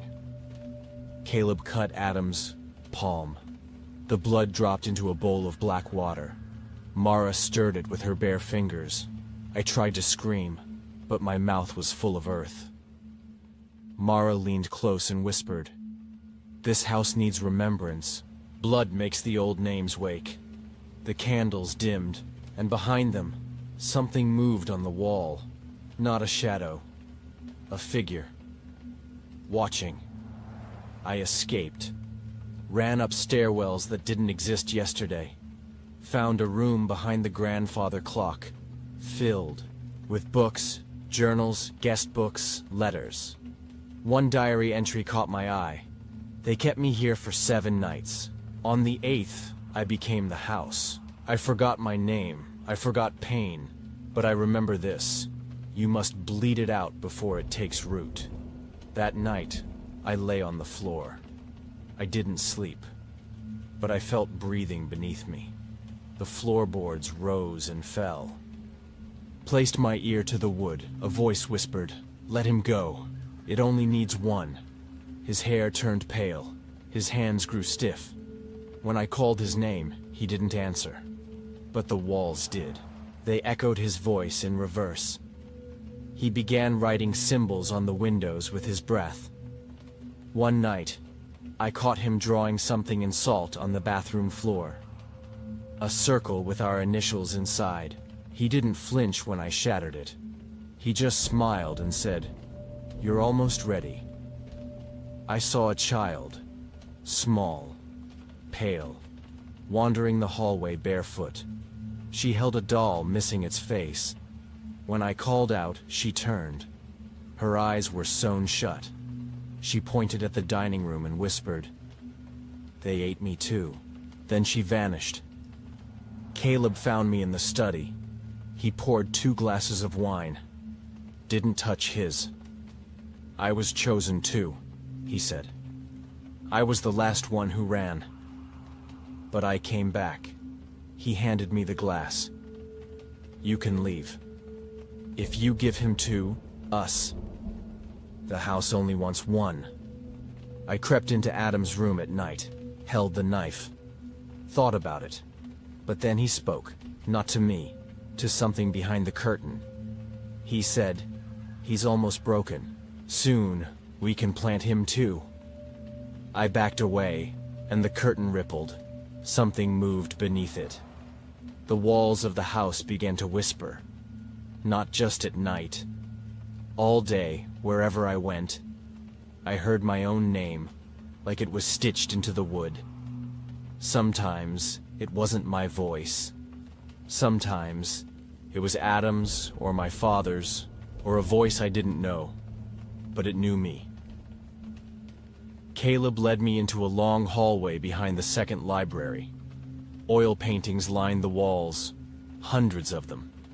Men and women in white. Each one bore my features. Some younger, some older. "They're all you," Mara whispered from behind. Every version the house remembered. One had a tear rolling down its cheek. It blinked. He moved differently now, quieter, too still. When he slept, he didn't breathe. When he spoke, it was in riddles. He told me about a dream where the house ate the moon. It needed darkness to be. "Born again," he said, and then quietly, "I think I'm pregnant with it." I laughed. I cried. I begged him to leave. He just smiled and pointed at the wall. "There's no more outside." In the northern wing, I found a hidden trapdoor beneath the chapel. A staircase spiraled downward, carved in old bone. At the bottom, a black well. No water. Only whispers and teeth. I dropped a candle inside. It never hit bottom. On the stone wall beside it, scrawled in blood, "She's hungry." In the basement, behind a wall of bone-laced mortar, I uncovered a rusted chest. Inside, Caleb's journal, the real one. Its pages told the truth. The Holloway family had once been farmers. Their eldest daughter vanished during a solar eclipse. When she returned, she was not the same. She built this house from dreams, and made sure it could never die. Each guest feeds the foundation. Each memory keeps the rooms from collapsing. And the final guest becomes the house. Caleb called it the awakening night. Every room lit itself. Music played without source. Wine poured itself. Mara bathed in a tub of salt and flower petals. Adam sat silently, covered in ash. I wasn't invited to the ritual. I watched from behind a mirror. They surrounded the black well, chanted. One by one, their shadows detached from their bodies and walked away, into the walls. Adam's shadow hesitated. Then it looked at me and smiled. A child cried through the walls for days. I followed the sound up a staircase I had never seen before. In the attic, a cradle. Inside, a child with no eyes, holding a lock of my hair. She whispered, "You left me here. You left all of us. Now be my father." Rooms began moving. The kitchen vanished. The bedrooms changed. Doors led to the same hallway over and over. One closet opened to the black well. I opened a drawer and found my journal. But every entry was written by someone else. They signed it. Ryan. I tried to take Adam and run. We reached the front door. There was no knob, no wood, just a mirror where it once was. It showed me strangling Adam, over and over. Behind us, the house groaned. Mara whispered, "You had your chance. Now, you'll become a wall." The final night, we were led into the garden. The grass was gone, only salt remained. Rows and rows, like graves. Caleb handed me a box. Inside, 2 items, a ring of teeth and a needle made of bone.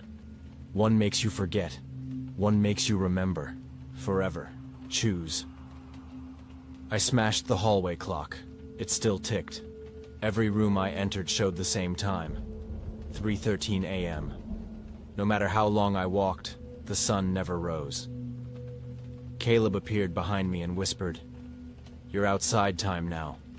Only the house decides endings." In desperation, I tore open the wall behind the bathroom mirror, found a crawl space filled with shoes, and photos, and fingernails, and bones. Small adult bones, crammed into doll-sized boxes, each one labeled with a name. One read, Ryan Mercer. Pending, I began speaking in his voice, not mimicking, becoming. One moment I was screaming at a wall, the next, a whisper slipped from me. "You'll see the garden bloom again soon." I didn't say it, but my mouth did. I found a mirror at the bottom of the grand staircase. In it, I was smiling. In it, I was Mara. I touched the glass. It pulled back. From behind it came a shriek so loud it ruptured my nose. The mirror shattered. The scream continued, but only in my head. A door opened by itself.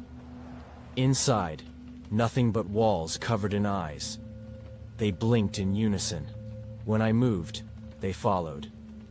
Adam stood in the center, arms out. "They see what you hide," he said.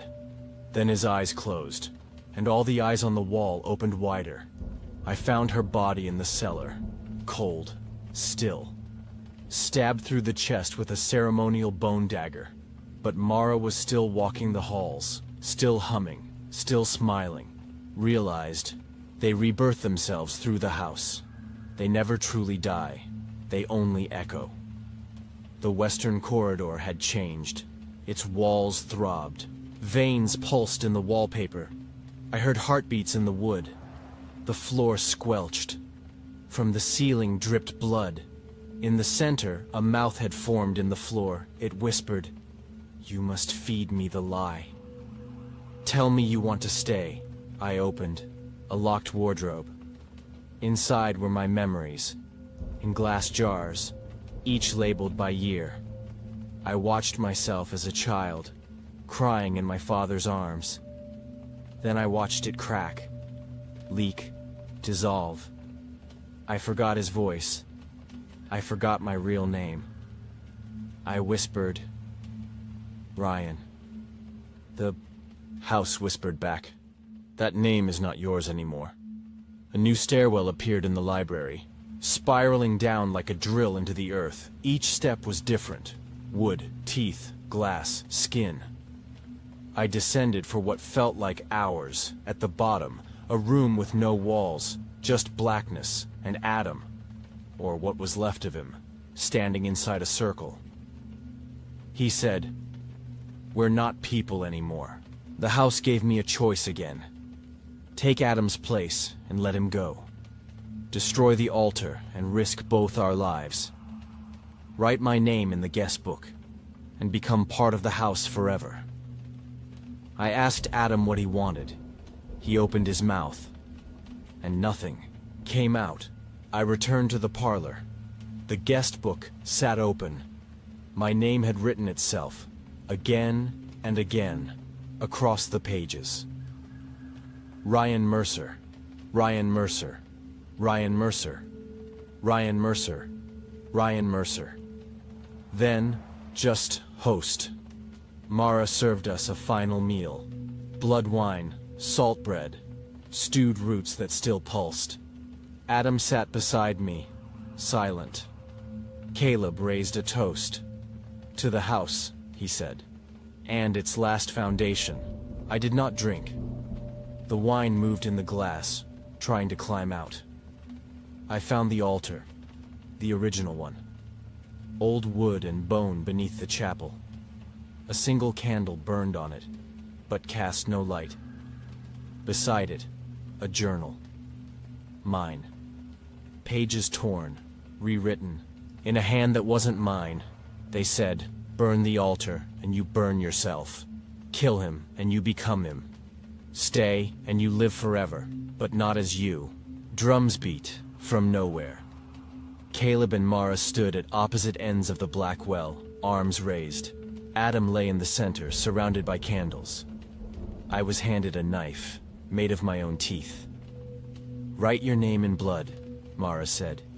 "Carve it in his skin, then you're free." I ran, through the hall, into the west wing, up the staircase.